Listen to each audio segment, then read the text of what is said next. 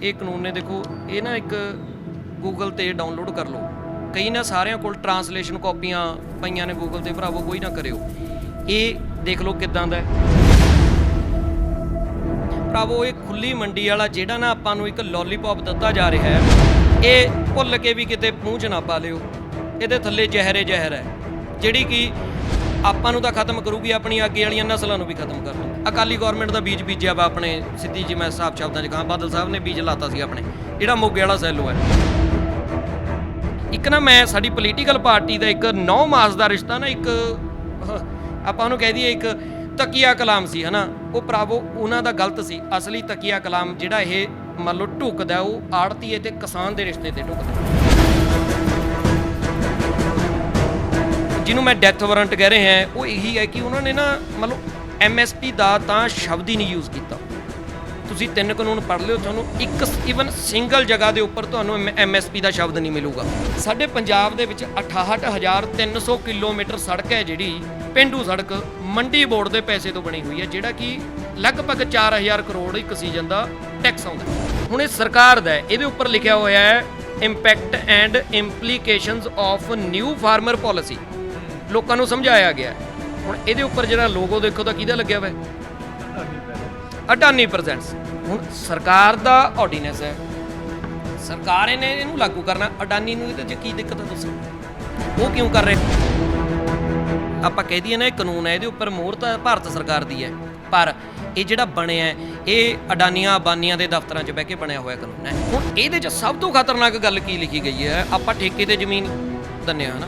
ਠੇਕੇ ਤੇ ਜ਼ਮੀਨ ਦੇ ਕੇ ਕੀ ਹੁੰਦਾ ਵੀ ਆਪਾਂ ਜਿਹੜਾ ਠੇਕੇ ਵਾਲੇ ਦੀ ਇਹ ਜ਼ਰੂਰਤ ਨਹੀਂ ਹੈਗੀ ਵੀ ਆਪਣੀ ਜ਼ਮੀਨ ਦੇ ਵਿੱਚ ਕੋਈ ਇੱਕ ਕਿੱਲਾ ਵੀ ਕੱਢ ਲਵੇ। ਪਰ ਕਲੀਅਰ ਸ਼ਬਦਾਂ 'ਚ ਲਿਖਿਆ ਹੈ ਕਿ ਜਿਹੜਾ ਕੰਟਰੈਕਟਰ ਹੈ ਉਹ ਜ਼ਮੀਨ ਜਿਹੜੀ ਕਲਸਟਰ ਬਣੂਗਾ, ਜਿਹੜੀ ਜ਼ਮੀਨ ਲਊਗਾ, ਉਹ ਉਸ ਜ਼ਮੀਨ ਦੇ ਉੱਪਰ ਕਿਸੇ ਵੀ ਤਰ੍ਹਾਂ ਦਾ ਸਟਰਕਚਰ ਹੈ ਜਿਹੜਾ without any consent of farmer the approval ਤੋਂ ਬਿਨਾਂ ਉਹ ਉਸ ਜ਼ਮੀਨ ਦੇ ਵਿੱਚ ਕੋਈ ਵੀ ਸਟਰਕਚਰ ਬਣਾ ਸਕਦਾ ਹੈ। ਜਿਹੜੇ ਨਾ ਮੈਂ ਤਾਂ ਮੁਬਾਰਕਾਂ ਦਊਂਗਾ, ਵਧਾਈਆਂ ਜਿਹੜੇ ਟਰੈਕਟਰ ਭਜਾਈ ਫਿਰਦੇ ਤੇ ਹਿੰਦੁਸਤਾਨ ਦੇ ਆਲੇ ਦੁਆਲੇ, ਕਿ ਭਰਾਵੋ ਤੁਹਾਨੂੰ ਤਾਂ ਲੋੜ ਨਹੀਂ ਕਿਤੇ ਵੀ ਹੁਣ ਜਾਣ ਦੀ, ਆਰਾਮ ਨਾਲ ਘਰੇ ਬਹਿ ਜਾਓ ਯਾਰ। ਜਾਂ ਤੁਹਾਡਾ ਰਾਹੁਲ ਗਾਂਧੀ ਨੇ ਕਹੇ ਦਿੱਤਾ ਵੀ ਟੈਨਸ਼ਨ ਲੈਣ ਦੀ ਲੋੜ ਨਹੀਂ ਹੈਗੀ, ਜਿੱਦੇ ਆਪਣੀ ਸਰਕਾਰ ਆ ਗਈ ਆਪਾਂ ਪਹਿਲਾਂ ਕੂੜੇਦਾਨ 'ਚ ਛੱਡ ਦਾਂਗੇ।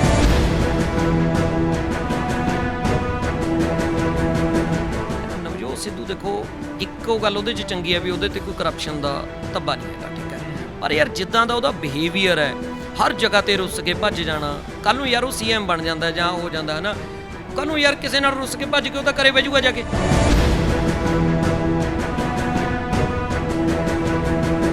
ਯਾਰ ਇੱਦਾਂ ਮਸਲੇ ਨਹੀਂ ਹੱਲ ਹੁੰਦੇ ਹੈਗੇ, ਉਹਨੂੰ ਲੋਕਾਂ 'ਚ ਆਉਣਾ ਚਾਹੀਦਾ ਹੈ। ਅੱਜ ਜਿਹੜੇ ਕਿਸਾਨ ਰੇਲ ਲਾਈਨ ਤੇ ਬੈਠੇ ਨੇ, ਜਾ ਕੇ ਕਦੇ ਕਿਸੇ ਧਰਨੇ 'ਚ 2 ਘੰਟੇ ਲਾ ਕੇ ਪੁੱਛੇ ਉਹਨਾਂ ਨੂੰ, ਲੈਂਡ ਕਰੂਜ਼ਰਾਂ 'ਚ ਬੈਠ ਕੇ ਜਿਹੜਾ ਹੈਗਾ ਕਿਸਾਨੀ ਦਾ ਨਹੀਂ ਪਤਾ ਲੱਗਦਾ, ਜਾਂ ਹਿੰਦੁਸਤਾਨ ਦੇ ਸੋਫੇ ਲਾ ਕੇ ਕਿਸਾਨੀ ਦਾ ਨਹੀਂ ਪਤਾ ਲੱਗਦਾ। ਖੇਤੀ ਬਿੱਲ ਹੁਣ ਕਾਨੂੰਨ ਬਣ ਚੁੱਕੇ ਨੇ, ਪਰ ਹਾਲੇ ਤੱਕ ਬਹੁਤ ਸਾਰੇ ਕਿਸਾਨਾਂ ਨੂੰ ਪਤਾ ਹੀ ਨਹੀਂ ਲੱਗ ਰਿਹਾ ਕਿ ਇਹਨਾਂ ਕਾਨੂੰਨਾਂ ਦੇ ਵਿੱਚ ਹੈ ਕੀ ਕੁਝ। ਅੱਜ ਅਸੀਂ ਤੁਹਾਨੂੰ ਇੱਕ ਅਜਿਹੇ ਨੌਜਵਾਨ ਨਾਲ ਮੁਲਾਕਾਤ ਕਰਵਾਵਾਂਗੇ ਜਿਸ ਨੇ ਇਹਨਾਂ ਕਾਨੂੰਨਾਂ ਨੂੰ ਬਰੀਕੀ ਦੇ ਨਾਲ ਪੜ੍ਹਿਆ ਹੈ। ਇਹਨਾਂ ਦੇ ਵਿੱਚ ਹੈ ਕੀ ਕੁਝ, ਇਹ ਕਿਸਾਨਾਂ ਲਈ ਫਾਇਦੇਮੰਦ ਨੇ ਜਾਂ ਨੁਕਸਾਨਦਾਈ ਨੇ। ਸੋ ਕਿਸਾਨ ਦੇ ਪੁੱਤਰ ਹਰਿੰਦਰ ਸਿੰਘ ਨਾਲ ਗੱਲਬਾਤ ਕਰਾਂਗੇ। ਹਮਦਰ TV ਤੇ ਤੁਹਾਡਾ ਨਿੱਘਾ ਸਵਾਗਤ ਹੈ ਜੀ। ਧੰਨਵਾਦ ਜੀ ਤੁਹਾਡਾ ਬਹੁਤ-ਬਹੁਤ ਮੈਨੂੰ ਸਰੋਤਿਆਂ ਦੇ ਸਾਹਮਣੇ ਪੇਸ਼ ਕਰਨ ਦੇ ਲਈ, ਤੇ ਬਾਕੀ ਸਾਰੇ ਸਰੋਤਿਆਂ ਨੂੰ ਵੀ ਹਮਦਰਦ TV ਦੇ ਜਿਹੜੇ ਦੇਖ ਰਹੇ ਨੇ ਮੇਰੇ ਵੱਲੋਂ ਪਿਆਰ ਭਰੀ ਸਤਿ ਸ਼੍ਰੀ ਅਕਾਲ ਜੀ। ਸੋ ਸਭ ਤੋਂ ਪਹਿਲਾਂ ਸਾਡੇ ਦਰਸ਼ਕਾਂ ਨੂੰ ਤੁਸੀਂ ਦੱਸ ਦਿਓ ਕਿੱਥੋਂ ਦੇ ਰਹਿਣ ਵਾਲੇ ਹੋ ਤੇ ਪਿੰਡ ਕਿਹੜਾ ਤੁਹਾਡਾ? ਮੈਂ ਜੀ ਜ਼ਿਲ੍ਹਾ ਫਤਿਹਗੜ੍ਹ ਸਾਹਿਬ ਤੋਂ ਬਿਲੋਂਗ ਕਰਦਾ ਤੇ ਰਿਉਣਾ ਨੀਵਾਂ ਪਿੰਡ ਹੈ ਜੀ ਮੇਰਾ, ਤੇ ਮੈਂ ਜੌਬ ਕਰਦਾ ਬੇਸਿਕਲੀ। ਵੈਸੇ ਮੇਰਾ ਕੋਈ ਇਹ ਪ੍ਰੋਫੈਸ਼ਨ ਨਹੀਂ ਹੈਗਾ, ਨਾ ਮੈਂ ਕੋਈ ਆਗੂ ਹੈ, ਨਾ ਮੈਂ ਕੋਈ ਲੀਡਰ ਹੈ। ਮੈਂ ਇੱਕ ਬੜਾ ਕਾਮਨ ਜਾਂ ਇੱਕ ਪੜ੍ਹ ਕੇ ਜੌਬ ਕਰਨ ਵਾਲਾ ਬੰਦਾ। ਬਸ ਮੈਂ ਇਸ ਸੰਘਰਸ਼ ਦੇ ਵਿੱਚ ਆਪਣਾ ਜਿਹੜਾ ਤਿਲ ਫੁੱਲ ਪਾ ਰਹੇ ਹਾਂ ਉਹ ਤਾਂ ਪਾ ਰਹੇ ਹਾਂ ਕਿ ਇਹ ਜਦੋਂ ਇਹਨਾਂ ਨੂੰ ਸਮਝ ਆਏ ਕਾਨੂੰਨ ਨੇ ਜਿਹੜੇ ਕਿ ਇਹ ਸਾਡੀ ਮੌਤ ਦਾ ਵਾਰੰਟ ਨੇ, ਹੋਰ ਕੁਝ ਨਹੀਂ ਹੈਗਾ। ਸਾਡਾ ਭਵਿੱਖ ਹੈ ਜਿਹੜਾ ਉਹਨੂੰ ਖਤਮ ਕਰ ਦੇਣਗੇ। ਤੁਸੀਂ ਤਿੰਨੇ ਕਾਨੂੰਨ ਚੰਗੀ ਤਰ੍ਹਾਂ ਪੜ੍ਹ ਲਏ ਤੇ ਕੀ ਨਾਮ ਉਹਨਾਂ ਦਾ, ਤੇ ਤੁਸੀਂ ਦੱਸ ਰਹੇ ਹੋ ਕਿ ਮੌਤ ਦਾ ਵਾਰੰਟ ਨੇ, ਮਤਲਬ ਕਿ ਇੱਥੋਂ ਕਲੀਅਰ ਹੋ ਜਾਂਦਾ ਹੈ ਕਿ ਕਿਸਾਨਾਂ ਲਈ ਨੁਕਸਾਨਦਾਈ ਨੇ। ਤੇ ਕਿਹੜੇ ਕਾਨੂੰਨ ਤੇ ਕੀ ਇਹਦੇ ਵਿੱਚ ਤੁਸੀਂ ਦੇਖਿਆ ਕਿ ਕਿਵੇਂ ਕਿਸਾਨਾਂ ਦੇ ਨੁਕਸਾਨਦਾਈ ਹੋ ਸਕਦੇ ਨੇ? ਹਾਂਜੀ, ਇਹਦੇ 'ਚ ਜਿਹੜੇ ਕਾਨੂੰਨ ਨੇ ਇਹਨਾਂ ਨੂੰ ਜਿਸ ਤਰ੍ਹਾਂ ਮੈਂ ਮੰਨ ਲਓ ਪੜ੍ਹਿਆ, ਮੈਂ ਆਪ ਸਟੱਡੀ ਕੀਤਾ, ਮੈਂ ਬਾਕੀ ਵੀ ਸਾਰਿਆਂ ਨੂੰ ਇਹੀ ਬੇਨਤੀ ਕਰਦਾ ਹੁੰਦਾ ਕਿ ਭਰਾਵੋ ਜਿਹੜਾ ਹੈਗਾ ਤੁਸੀਂ ਸਾਰੇ ਹੀ ਪੜ੍ਹੋ। ਤੇ ਚਲੋ ਮੈਂ 2-4 ਗੱਲਾਂ ਜਿਹੜੀਆਂ ਜਿੰਨਾ ਕੁ ਮੇਰੇ ਸਮਝ 'ਚ ਆਈਆਂ ਨੇ ਉਹ ਮੈਂ ਤੁਹਾਡੇ ਨਾਲ ਕਰ ਲੈਣਾ, ਜੋ ਕਾਨੂੰਨ ਦੀਆਂ ਗੱਲਾਂ ਨੇ। ਇਹਦੇ ਵਿੱਚ ਕੀ ਜਿਹੜੇ ਆਪਣੇ ਮੰਨ ਲਓ ਵੀ 3 ਕਾਨੂੰਨ ਨੇ, ਇਹ ਕਾਨੂੰਨ ਨੇ ਦੇਖੋ ਇਹ ਨਾ ਇੱਕ ਗੂਗਲ ਤੇ ਡਾਊਨਲੋਡ ਕਰ ਲਓ। ਕਈ ਨਾ ਸਾਰਿਆਂ ਕੋਲ ਟਰਾਂਸਲੇਸ਼ਨ ਕਾਪੀਆਂ ਪਈਆਂ ਨੇ ਗੂਗਲ ਤੇ, ਭਰਾਵੋ ਕੋਈ ਨਾ ਕਰਿਓ। ਇਹ ਦੇਖ ਲਓ ਕਿੱਦਾਂ ਦਾ ਸੇਮ, ਇਹਨੂੰ ਡਾਊਨਲੋਡ ਕਰ ਲਿਓ ਗੂਗਲ ਤੋਂ। ਇਹਨੂੰ ਡਾਊਨਲੋਡ ਕਰਕੇ ਇਹਨੂੰ ਪੜ੍ਹਿਓ। ਫਿਰ ਜੇ ਕਿਸੇ ਨੂੰ ਅੰਗਰੇਜ਼ੀ ਦੇ ਵਿੱਚ ਦਿੱਕਤ ਹੋਊਗੀ ਤਾਂ ਐਜ਼ ਇਟ ਇਜ਼ ਇਸ ਨੂੰ ਗੂਗਲ ਟਰਾਂਸਲੇਟ ਦੇ ਉੱਪਰ ਟਰਾਂਸਲੇਟ ਕਰਕੇ ਪੜ੍ਹ ਲਿਓ, ਤੁਹਾਨੂੰ ਸਾਰਾ ਕੁਝ ਖੁਦ ਹੀ ਸਮਝ ਆ ਜਾਏਗਾ।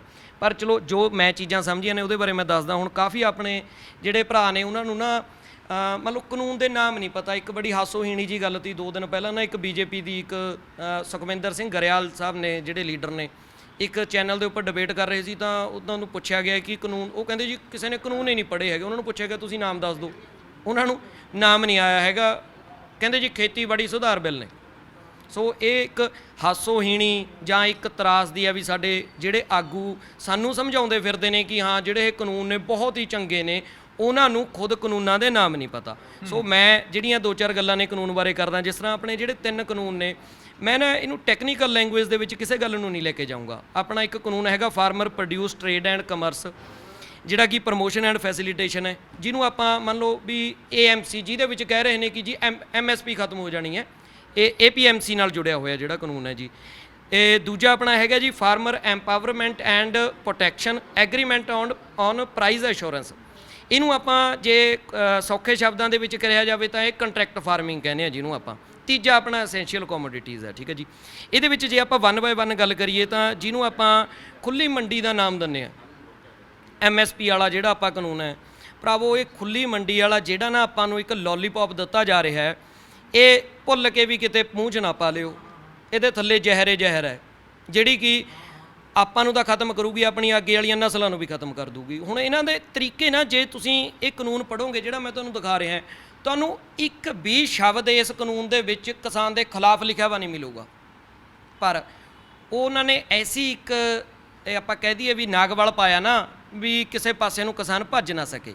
ਕਿਉਂਕਿ ਬੜੇ ਸਾਰੇ ਮੰਨ ਲਓ MSP ਵਾਲਾ ਹੈ ਨਾ, ਲੋਕਾਂ ਨੂੰ ਇਹ ਖੁੱਲੀ ਬੋਲੀ ਵਾਲਾ ਵੀ ਜੀ MSP ਖਤਮ ਕਰ ਦੇਣਗੇ। ਵੀਰੋ ਕਿਸੇ ਨੇ MSP ਨਹੀਂ ਖਤਮ ਕਰਨੀ। ਮੋਦੀ ਹੁਣ 4 ਦਿਨ ਹੋ ਗਏ, 4-5 ਵਾਰੀ ਸਟੇਟਮੈਂਟਾਂ ਦੇ ਗਿਆ ਜੀ MSP ਹੈ, ਥੀ ਔਰ ਰਹੇਗੀ। ਬਿਲਕੁਲ ਸਹੀ ਕਹਿ ਰਹੇ ਹੋ।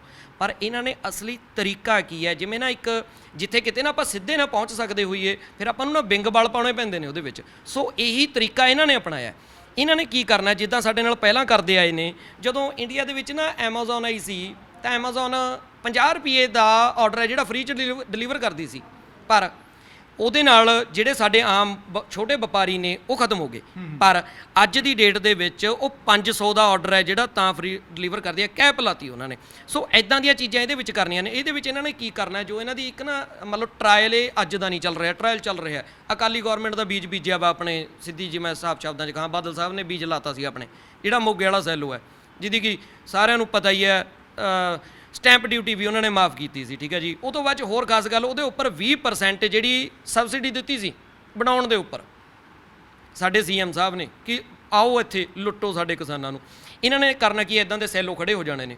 ਸਾਡੀ ਮੰਡੀ ਹੈਗੀ ਹੈ, ਕਿਉਂ ਉਹਨਾਂ ਨੇ ਇੱਕ ਕੰਡੀਸ਼ਨ ਇਹਦੇ ਵਿੱਚ ਲਿਖਤੀ ਕਿ ਤੁਸੀਂ ਕਿਤੇ ਵੀ ਫਸਲ ਵੇਚਣੀ ਆ, ਤੁਹਾਨੂੰ ਕਿਤੇ ਬਾਹਰ ਮੰਨ ਲਓ ਕੱਲਾ ਮੰਡੀ 'ਚ ਜਾਣ ਦੀ ਜ਼ਰੂਰਤ ਨਹੀਂ ਹੈਗੀ। ਤੁਸੀਂ ਕਿਤੇ ਵੀ ਆਪਣੇ ਖੇਤ 'ਚ ਫਸਲ ਵੇਚ ਦਿਓ, ਤੁਸੀਂ ਸੜਕ 'ਤੇ ਫਸਲ ਵੇਚ ਦਿਓ, ਕੋਈ ਕਿਤੇ ਕੈਪ ਨਹੀਂ ਹੈਗੀ, ਕੋਈ ਕਿਤੇ ਟੈਕਸ ਨਹੀਂ ਲਾਉਣਾ ਹੈਗਾ। ਸੋ ਉਹਨਾਂ ਨੇ ਮੰਨ ਲਓ ਇੱਕ ਸੈਲੋ ਖੜੇ ਕਰਤੇ। ਉੱਥੇ ਕੀ ਹੈ, ਬੜੇ ਸੋਹਣੇ ਕੰਡੇ ਲੱਗੇ ਹੋਏ ਹੋਣੇ ਨੇ ਗੇਟ ਦੇ ਉੱਪਰ, ਜਿੱਦਾਂ ਆਪਾਂ ਗੰਨਾ ਲੈ ਕੇ ਜਾਂਦੇ ਹਾਂ ਵੀ ਗੇਟ ਦੇ ਉੱਪਰ ਸਿੱਧਾ ਕੰਪਿਊਟਰਾਈਜ਼ ਕੰਡੇ ਦੇ ਉੱਪਰ ਜਿਹੜਾ ਹੈਗਾ ਵਜਨ ਕਰਾਓ, ਅੰਦਰ ਜਾਓ, ਪੈਸੇ ਫੜੋ, ਟਰਾਲੀ ਖਾਲੀ ਕਰ ਦਿਓ, ਠੀਕ ਹੈ ਜੀ। ਜਿੰਨਾ ਕੁ ਟਾਈਮ ਆਪਾਂ ਟਰਾਲੀ ਖਾਲੀ ਕਰਨੀ ਹੈ, ਉਹਨਾਂ ਕੁ ਟਾਈਮ ਫਿਰ ਸੇਵਾ ਵੀ ਹੋਣੀ ਹੈ। ਇਹਨਾਂ ਨੂੰ ਪਤਾ ਜੱਟ ਕਿਵੇਂ ਲੋਟ ਆਉਂਦੇ ਨੇ। ਉਹਨਾਂ ਕੁ ਟਾਈਮ ਨਾਲ ਇਹਨਾਂ ਨੇ ਸੇਵਾ ਵੀ ਕਰਨੀ ਹੈ। ਹੱਥਾਂ ਟਾਈਮ ਦਰਦੁਰ ਵੀ ਪਿਲਾਇਆ ਕਰਨਗੇ, ਦਿਨ ਦੇ ਵਿੱਚ ਕੋਲਡ ਡਰਿੰਕ ਪਿਲਾਇਆ ਕਰਨਗੇ, ਫੁੱਲ ਸੇਵਾ, ਪ੍ਰਾਹੁਣਿਆਂ ਜਿੰਨੀ ਸੇਵਾ ਕਰਿਆ ਕਰਨਗੇ ਇਹ ਜਿਹੜੇ ਵਪਾਰੀ ਨੇ, ਅਡਾਨੀ ਅੰਬਾਨੀ, ਠੀਕ ਹੈ ਜੀ। ਹੁਣ ਜੱਟਾਂ ਨੇ, ਸਾਡੇ ਜੱਟ ਭੋਲੀ ਜਾਤ ਆ ਇੱਕ, ਠੀਕ ਹੈ ਜੀ। ਇਹਨਾਂ ਨੇ ਕੀ ਕਰਨਾ ਹੈ, ਜਦੋਂ ਇਹਨਾਂ ਨੂੰ ਦਿਖਣਾ ਵੀ ਯਾਰ ਮੰਡੀ ਦੇ ਵਿੱਚ 2-2 ਦਿਨ ਹੈਰਾਨ ਹੋਈ ਜਾਂਦੇ ਆ, ਝਾਰੇ ਲਾਉਂਦੇ ਆ ਯਾਰ, ਇਹ ਕਰਦੇ ਆ ਉਹ ਕਰਦੇ ਆ ਯਾਰ, ਠੀਕ ਹੈ, ਇੱਥੇ ਨਜ਼ਾਰਾ ਯਾਰ, ਜਾਓ ਨਗਦ ਪੈਸੇ ਫੜ ਲਿਓ। ਉਹਨਾਂ ਨੇ ਭੁੱਤਰ ਕੇ ਜਿਹੜਾ ਹੈਗਾ ਇਹਨਾਂ 'ਚ ਜਾਣ ਲੱਗ ਜਾਣਾ। ਜਿੱਦਾਂ ਇਹਨਾਂ 'ਚ ਜਾਣ ਲੱਗੇ, ਜਿਹੜਾ ਆਪਣਾ ਆੜਤੀ ਹੈ, ਇੱਕ ਨਾ ਮੈਂ ਸਾਡੀ ਪੋਲੀਟੀਕਲ ਪਾਰਟੀ ਦਾ ਇੱਕ 9 ਮਾਸ ਦਾ ਰਿਸ਼ਤਾ ਨਾ, ਇੱਕ ਆਪਾਂ ਉਹਨੂੰ ਕਹਿ ਦਈਏ ਇੱਕ ਤਕੀਆ ਕਲਾਮ ਸੀ, ਹੈ ਨਾ। ਉਹ ਭਰਾਵੋ ਉਹਨਾਂ ਦਾ ਗਲਤ ਸੀ। ਅਸਲੀ ਤਕੀਆ ਕਲਾਮ ਜਿਹੜਾ ਇਹ ਮੰਨ ਲਓ ਢੁਕਦਾ, ਉਹ ਆੜਤੀਏ ਤੇ ਕਿਸਾਨ ਦੇ ਰਿਸ਼ਤੇ 'ਤੇ ਢੁਕਦਾ। ਜਿਹੜਾ 9 ਮਾਸ ਹੈ ਇਹ ਆੜਤੀਏ ਤੇ ਕਿਸਾਨ ਦਾ ਰਿਸ਼ਤਾ ਹੈ। ਕਿਉਂ? ਆੜਤੀਆ ਹਰ ਦੁੱਖ ਸੁੱਖ ਦੇ ਵਿੱਚ ਕਿਸਾਨ ਦੇ ਨਾਲ ਖੜਦਾ। ਰਾਤ ਨੂੰ ਭਰਾਵੋ 12 ਵਜੇ ਕੋਈ ਦੁੱਖ ਤਕਲੀਫ ਹੋ ਜਾਵੇ, ਆਪਾਂ ਨਾਲ ਦੀ ਨਾਲ ਆੜਤੀਏ ਨੂੰ ਫੋਨ ਕਰਦੇ ਹਾਂ, ਕਿਹੜੀ ਬੈਂਕ ਖੁੱਲ੍ਹ ਜੂ ਜਾਂ ਕਿਹੜਾ ਅਡਾਨੀ ਖੁੱਲ੍ਹ ਜੂ ਜਿਹੜਾ ਆਪਾਂ ਨੂੰ ਰਾਤ ਨੂੰ ਪੈਸੇ ਦੇ ਦੂਗਾ। ਠੀਕ ਹੈ, ਉਹਨਾਂ ਨੇ ਕੀ, ਜਦੋਂ ਹੁਣ ਆਪਾਂ ਸਰਕਾਰੀ ਮੰਡੀ 'ਚ ਫਸਲ ਨਹੀਂ ਲੈ ਕੇ ਗਏ, ਆੜਤੀਆ ਇੱਕ ਜਦੋਂ ਉਹਦੇ ਕੋਲ ਕਾਰੋਬਾਰ ਹੀ ਨਹੀਂ ਆਇਆ ਹੈਗਾ, ਉਹ ਸਾਲ ਦੇਖੂ ਯਾਰ 2 ਸਾਲ ਦੇਖੂ, ਉਹਨੇ ਉੱਥੇ ਬੈਠ ਕੇ ਕੀ ਕਰਨਾ? ਉਹ ਆਪਣਾ ਜਿਹੜਾ ਹੈਗਾ ਤਾਮਯਾਮ ਇਕੱਠਾ ਕਰੂਗਾ, ਇਕੱਠਾ ਕਰਕੇ ਆਪਣਾ ਘਰੇ ਲੈ ਜਾਊਗਾ। ਜਦੋਂ ਫਸਲ ਨਹੀਂ ਆਈ, ਕੰਮ ਨਹੀਂ ਆਇਆ, ਹੋਰ ਉਹਦੇ ਕੋਲ ਕੋਈ ਹੱਲ ਨਹੀਂ ਹੋਣਾ ਹੈਗਾ। ਉਹ ਆਪਾਂ ਨੂੰ ਸਮਝਾਊਗਾ ਵੀ ਯਾਰ ਮੇਰੇ ਕੋਲ ਫਸਲ ਲੈ ਕੇ ਆਓ, ਪਰ ਆਪਾਂ ਨੂੰ ਜਦ ਨਾ 200 ਰੁਪਏ ਵੱਧ ਦਿਖਣਾ ਔਰ ਸੇਵਾ ਦਿਖਣੀ, ਆਪਾਂ ਜਾਣਾ ਹੀ ਨਹੀਂ ਹੈਗਾ। ਸੋ ਜਿੱਦਾਂ ਉਹ ਚੱਕ ਕੇ ਲੈ ਗਿਆ, ਆਪਣਾ ਤਾਮਯਾਮ ਘਰੇ ਲੈ ਗਿਆ, ਉਸ ਦਿਨ ਸਰਕਾਰ ਨੇ ਇੱਕ ਗੇਮ ਖੇਡਣੀ ਹੈ। ਗੇਮ ਕੀ ਖੇਡਣੀ ਹੈ? ਸਾਲ ਜਾਂ 2 ਸਾਲ MSP ਅਨਾਉਂਸ ਕਰਨਗੇ। ਸਾਲ ਜਾਂ 2 ਸਾਲ MSP ਅਨਾਉਂਸ ਕਰਕੇ ਨਾ ਉਹ ਤੋਂ ਬਾਅਦ 'ਚ ਫਸਲ ਸਰਕਾਰੀ ਮੰਡੀ 'ਚ ਜਾਣੀ ਨਹੀਂ ਹੈਗੀ। ਇਹ ਜੀ ਜਿਹੜੀਆਂ ਮੰਡੀਆਂ ਨੇ ਜੀ, ਸਾਡੇ ਤੇ ਵਜਨ ਪੈ ਰਿਹਾ ਜੀ, ਫਾਲਤੂ ਅਸੀਂ 6000 ਮੁਲਾਜ਼ਮ ਨੂੰ ਤਨਖਾਹ ਦੇ ਰਹੇ ਹਾਂ, ਫਾਲਤੂ ਮੇਨਟੇਨੈਂਸ ਕਰ ਰਹੇ ਹਾਂ ਜੀ ਅਸੀਂ, ਇਹ ਕਰਕੇ ਜੀ ਇਹ ਮੰਡੀ ਬੋਰਡ ਜਿਹੜਾ ਭੰਗ ਕਰ ਦਿਓ। ਜਿੱਦੇ ਭਰਾਵੋ ਮੰਡੀ ਬੋਰਡ ਭੰਗ ਹੋ ਗਿਆ, ਫਿਰ ਉਹੀ ਵਪਾਰੀ, ਉਹੀ ਲਾਲਾ ਜਿਹੜਾ ਤੁਹਾਡੀ ਸੇਵਾ ਕਰਦਾ ਸੀ, ਜਿਹੜਾ ਤੁਹਾਡੇ ਅੱਗੇ ਪਿੱਛੇ ਫਿਰਦਾ ਸੀ, ਉਹ ਭਰਾਵੋ ਜਿਹੜਾ 2000 ਵਾਲਾ ਫਸਲ ਹੋਊਗੀ ਉਹਦਾ 1000 ਰੁਪਿਆ ਰੇਟ ਲਾਇਆ ਕਰੂਗਾ। ਫਿਰ ਆਪਣੇ ਕੋਲ ਹੱਲ ਨਹੀਂ ਹੋਣਾ ਕੋਈ, ਫਿਰ ਆਪਾਂ ਫਿਰਾਂਗੇ ਭੱਜੇ ਵੀ ਆ ਕਰ ਲਈਏ ਜੀ, ਸਰਕਾਰੀ ਮੰਡੀ 'ਚ ਵਗ ਜਾਈਏ, ਕਿਤੇ ਹੋਰ ਵਗ ਜਾਈਏ। ਸਵਾਲ ਜ਼ਰੂਰ ਪੈਦਾ ਹੁੰਦਾ ਹੈ ਕਿ ਤੁਸੀਂ ਕਹੇਗੇ ਕਿ ਜਿਹੜਾ ਪਹਿਲਾਂ ਰੇਟ ਮਿਲੂਗਾ ਉਸ ਤੋਂ ਬਾਅਦ 2 ਸਾਲਾਂ ਬਾਅਦ ਉਹ ਰੇਟ ਘਟ ਜਾਊਗਾ ਜਦੋਂ ਮੰਡੀਆਂ ਖਤਮ ਹੋ ਜਾਣਗੀਆਂ, ਤੇ ਰੇਟ ਕਿਉਂ ਘਟ ਜਾਊਗਾ ਫਸਲ ਦਾ? ਇਹ ਸਵਾਲ ਵੱਡਾ ਪੈਦਾ ਹੁੰਦਾ ਹੈ ਕਿ ਜਿਹੜਾ ਪਹਿਲਾਂ ਚੰਗਾ ਰੇਟ ਮਿਲਦਾ ਹੈ ਤੇ ਉਸ ਤੋਂ ਬਾਅਦ ਅਚਾਨਕ ਘਟਣ ਦੇ ਕੀ ਕਾਰਨ ਹੋ ਜਾਣਗੇ ਮੰਡੀਆਂ ਖਤਮ ਹੋਣ ਦੇ ਨਾਲ? ਬ੍ਰਦਰ, ਜਿੰਨਾ ਟਾਈਮ ਜਿਹੜੀ ਹੁਣ MSP ਹੈ ਨਾ ਆਪਣੀ, ਇਹਦੇ ਵਿੱਚ ਕੀ ਹੁੰਦਾ, ਇੱਕ ਤਾਂ ਹੁੰਦਾ ਵੀ ਯਾਰ ਇਹ ਤੋਂ ਘੱਟ ਨਹੀਂ ਲੈ ਸਕਦੇ ਜਾਂ ਇਹ ਤੋਂ ਘੱਟ ਵੇਚ ਨਹੀਂ ਸਕਦੇ। ਆਪਣੇ ਹੁਣ 28-30 ਫਸਲਾਂ ਤੇ MSP ਹੈ, ਕਿਹੜੀ ਇੱਕ ਕਣਕ ਤੇ ਜੀਰੀ ਨੂੰ ਛੱਡ ਕੇ ਕਿਹੜੀ ਫਸਲ ਹੈ ਜਿਹੜੀ ਕੀ MSP ਤੇ ਵਿਕਦੀ ਹੈ? ਇੱਕ ਵੀ ਫਸਲ ਨਹੀਂ ਹੈਗੀ, ਸਾਰੀ ਰੁਲਦੀ ਹੈ। ਨਰਮਾ ਰੁਲ ਰਿਹਾ, ਮੱਕੀ ਰੁਲਦੀ ਹੈ, ਸਰੋਂ ਰੁਲਦੀ ਹੈ, ਸੂਰਜਮੁਖੀ ਰੁਲਦੀ ਹੈ, ਦੱਸੋ ਕੀ ਨਹੀਂ ਰੁਲਦਾ? ਉਹੀ ਚੀਜ਼ ਇਹਦੇ ਵਿੱਚ ਹੋਣੀ ਹੈ, ਕਿਉਂਕਿ ਵਪਾਰੀ ਦਾ ਯਾਰ ਇੱਕ ਆਪਣਾ ਸਬਜ਼ੀ ਮੰਡੀ 'ਚ ਇੱਕ ਐਗਜ਼ਾਮਪਲ ਦੇਖਦੇ ਹਾਂ, ਇੱਕ ਇਹਨੂੰ ਪ੍ਰਾਈਵੇਟਾਈਜੇਸ਼ਨ ਕਹਿ ਸਕਦੇ ਹਾਂ ਆਪਾਂ। ਕਈ ਲੋਕਾਂ ਦੇ ਮਨ 'ਚ ਇਹ ਵੀ ਸਵਾਲ ਹੋਊਗਾ ਯਾਰ ਪ੍ਰਾਈਵੇਟਾਈਜੇਸ਼ਨ ਦਾ ਫਾਇਦੇ ਹੁੰਦੇ ਨੇ, ਪਰ ਆਪਾਂ ਸਬਜ਼ੀ ਮੰਡੀ 'ਚ ਇਹਦੀ ਲਾਈਵ ਐਗਜ਼ਾਮਪਲ ਦੇਖਦੇ ਹਾਂ। ਅੱਜ ਜਿਸ ਦਿਨ ਤਾਂ ਉੱਥੇ ਇੱਕ ਟਰੱਕ ਆ ਗਿਆ ਘੀਏ ਦਾ ਜਾਂ ਕਿਸੇ ਹੋਰ ਸਬਜ਼ੀ ਦਾ, ਉਦੋਂ ਉਹਦਾ ਰੇਟ 50 ਰੁਪਏ ਕਿਲੋ ਵਿਕੂ। ਜਿੱਦੇ 4 ਟਰੱਕ ਆ ਗਏ, ਉਹੀ ਘੀਆ ਹੋਊਗਾ ਉਹੀ 5 ਰੁਪਏ ਦਾ ਰਹਿ ਜਾਂਦਾ। ਉਹ ਸਰਕਾਰ ਤਾਂ ਕਰਦੀ ਨਹੀਂ ਉਹਦੇ 'ਚ ਕੁਛ, ਉਹ ਕਰਦਾ ਕੌਣ ਆ? ਜਿਹੜਾ ਉੱਥੇ ਵਪਾਰੀ ਬੈਠਾ, ਮਨੋਪਲੀ ਹੁੰਦੀ ਹੈ। ਅੱਜ ਸਾਡੀ ਬਾਸਮਤੀ ਦੇ ਉੱਪਰ MSP ਨਹੀਂ ਹੈਗੀ, ਜਿਹੜੇ 4 ਵਪਾਰੀ ਆਉਂਦੇ ਨੇ, ਮੰਨ ਲਓ ਇੱਕ ਮੰਡੀ ਦੇ ਵਿੱਚ ਨਾ ਇੱਕ ਮਨੋਪਲੀ ਬਣੀ ਹੋਈ ਆ, 5-4 ਨੇ, ਉਹ ਪਹਿਲਾਂ ਆਉਂਦੇ ਨੇ, ਆ ਕੇ ਪਹਿਲਾਂ ਇੱਕ ਉਹਨਾਂ ਦਾ ਜਿਹੜਾ ਆੜੀ ਮੰਨ ਲਓ ਦੋਸਤ ਹੁੰਦਾ, ਮਿੱਤਰ ਆੜਤੀ ਆ, ਉਹਦੀ ਦੁਕਾਨ ਤੇ ਬੈਠ ਕੇ ਚਾਹ ਪਕੌੜੇ ਛਕਦੇ ਨੇ ਇਕੱਠੇ। ਹੋ ਚਾਹ ਪਕੌੜੇ ਛਕ ਕੇ ਫਿਰ ਕਹਿੰਦੇ ਨੇ ਵੀ ਲੈ ਵੀ ਅੱਜ ਆਪਾਂ ਸਾਰੀ ਦਿਹਾੜੀ ਮੰਨ ਲਓ 2500 ਤੋਂ ਵੱਧ ਰੇਟ ਨਹੀਂ ਲਾਉਣਾ ਕਿਸੇ ਨੇ ਵੀ।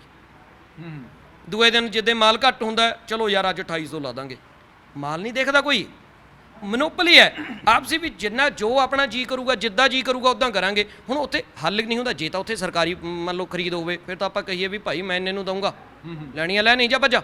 ਪਰ ਆਪਣੇ ਕੋਲ ਹੱਲ ਨਹੀਂ ਹੈਗਾ ਕੋਈ, ਕਿਉਂ? ਆਪਣੀ ਮਜਬੂਰੀ ਹੁੰਦੀ ਹੈ ਵੀ ਉਹੀ 4 ਵਪਾਰੀ ਨੇ, ਜੇ ਅੱਜ ਨਾ ਲੈ ਕੇ ਗਿਆ, ਅੱਜ 2800 ਨੂੰ ਲੈ ਰਿਹਾ ਹੈ, ਜੇ ਆਪਾਂ ਇਹਨੂੰ ਨਾ ਦਿੱਤੀ ਤਾਂ ਕੱਲ੍ਹ ਨੂੰ ਇਹਨੇ 2500 ਤੇ ਆ ਜਾਣਾ ਹੈ, ਆਪਾਂ ਕੀ ਕਰਾਂਗੇ? ਦੇਣੀ ਪੈਂਦੀ ਹੈ। ਸੋ MSP ਵਾਲਾ ਇਹੀ ਸਿਸਟਮ ਹੈ। ਜਦੋਂ ਨਾ ਇੱਕ ਕੈਪ ਨਹੀਂ ਨਾ ਹੈਗੀ, ਹੁਣ ਇਹ ਕਾਨੂੰਨ ਦੇ ਵਿੱਚ ਇੱਕ ਜਿਹਨੂੰ ਮੈਂ ਡੈਥ ਵਾਰੰਟ ਕਹਿ ਰਹੇ ਹਾਂ, ਉਹ ਇਹੀ ਹੈ ਕਿ ਉਹਨਾਂ ਨੇ ਨਾ ਮਤਲਬ MSP ਦਾ ਤਾਂ ਸ਼ਬਦ ਹੀ ਨਹੀਂ ਯੂਜ਼ ਕੀਤਾ।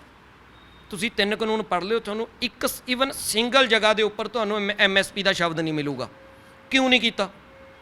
ਰੀਜ਼ਨ ਕੀ ਹੈ? ਇਹਨਾਂ ਦੇ ਮਨ ਨੇ ਨਾ ਜਿਹੜੇ ਇੱਕ ਨਾ ਆਪਾਂ ਕਹਿ ਦਈਏ, ਜਦੋਂ ਨਾ ਚੋਰੀ ਕਰਨ ਦੀ ਇੱਕ ਜਾਂ ਆਪਾਂ ਨਾ ਕੋਈ ਸਾਜ਼ਿਸ਼ ਹੋਵੇ ਨਾ, ਉਦੋਂ ਬੰਦਾ ਨਾ ਪਹਿਲਾਂ ਹੀ ਪੈਰ ਹੈ ਜਿਹੜੇ ਬੋਝ ਕੇ ਪੱਟਦਾ, ਉੱਦਾਂ ਹੀ ਇਹ ਕਰ ਰਹੇ ਨੇ। ਇਹਨਾਂ ਦੀ ਜਿਹੜੀ ਇਹਨਾਂ ਨੂੰ ਪਤਾ ਵੀ ਅਸੀਂ ਲੁੱਟ ਖਸੁੱਟ ਮਚਾਉਣੀ ਹੈ, ਤਾਂ ਅੱਜ ਜੇ ਉਹ ਲਿਖ ਦੇਣਗੇ ਤਾਂ ਕੱਲ੍ਹ ਨੂੰ ਇਹਨਾਂ ਦੀ ਲੁੱਟ ਖਸੁੱਟ ਨਹੀਂ ਮਚਣੀ। ਸੋ ਇਹਦੇ 'ਚ MSP ਵਾਲਾ ਇਹਨਾਂ ਨੇ ਇਸ ਕਰਕੇ ਇਹਦੇ ਵਿੱਚ ਸ਼ਬਦ ਨਹੀਂ ਪਾਇਆ। ਉਹ ਤੋਂ ਬਾਅਦ 'ਚ ਜਿਵੇਂ ਮੰਡੀਆਂ ਨੇ ਆਪਣੀਆਂ, ਇਹ ਮੰਡੀਆਂ ਖਤਮ ਤਾਂ ਦੇਖੋ ਕਲੀਅਰ ਹੈ, ਇਸ ਕਾਨੂੰਨ ਨੇ ਕਰਨੀਆਂ ਨੇ ਆਪਣੀਆਂ ਮੰਡੀਆਂ ਨੇ ਜਿਹੜੀਆਂ ਖਤਮ ਕਰ ਦੇਣੀਆਂ ਨੇ, ਹੈ ਨਾ। ਇਹਦੇ 'ਚ ਇੱਕ ਹੋਰ ਬਹੁਤ ਵੱਡਾ ਲਾਸ ਆ ਆਪਣਾ। ਸਾਡੇ ਪੰਜਾਬ ਦੇ ਵਿੱਚ 68300 ਕਿਲੋਮੀਟਰ ਸੜਕ ਹੈ ਜਿਹੜੀ ਪੇਂਡੂ ਸੜਕ, ਮੰਡੀ ਬੋਰਡ ਦੇ ਪੈਸੇ ਤੋਂ ਬਣੀ ਹੋਈ ਹੈ, ਜਿਹੜਾ ਕਿ ਲਗਭਗ 4000 ਕਰੋੜ ਇੱਕ ਸੀਜ਼ਨ ਦਾ ਟੈਕਸ ਆਉਂਦਾ। ਉਹ 68300 ਕਿਲੋਮੀਟਰ ਸੜਕ ਦੀ ਰਿਪੇਅਰ, ਉਹ ਤੋਂ ਬਿਨਾਂ ਹੋਰ ਰੂਰਲ ਡਿਵੈਲਪਮੈਂਟ ਦੇ ਵਿੱਚ ਕਾਫੀ ਕੰਮਾਂ ਦੇ ਵਿੱਚ ਜਿਹੜਾ ਪੈਸਾ ਮੰਡੀ ਬੋਰਡ ਦਾ ਲੱਗਦਾ।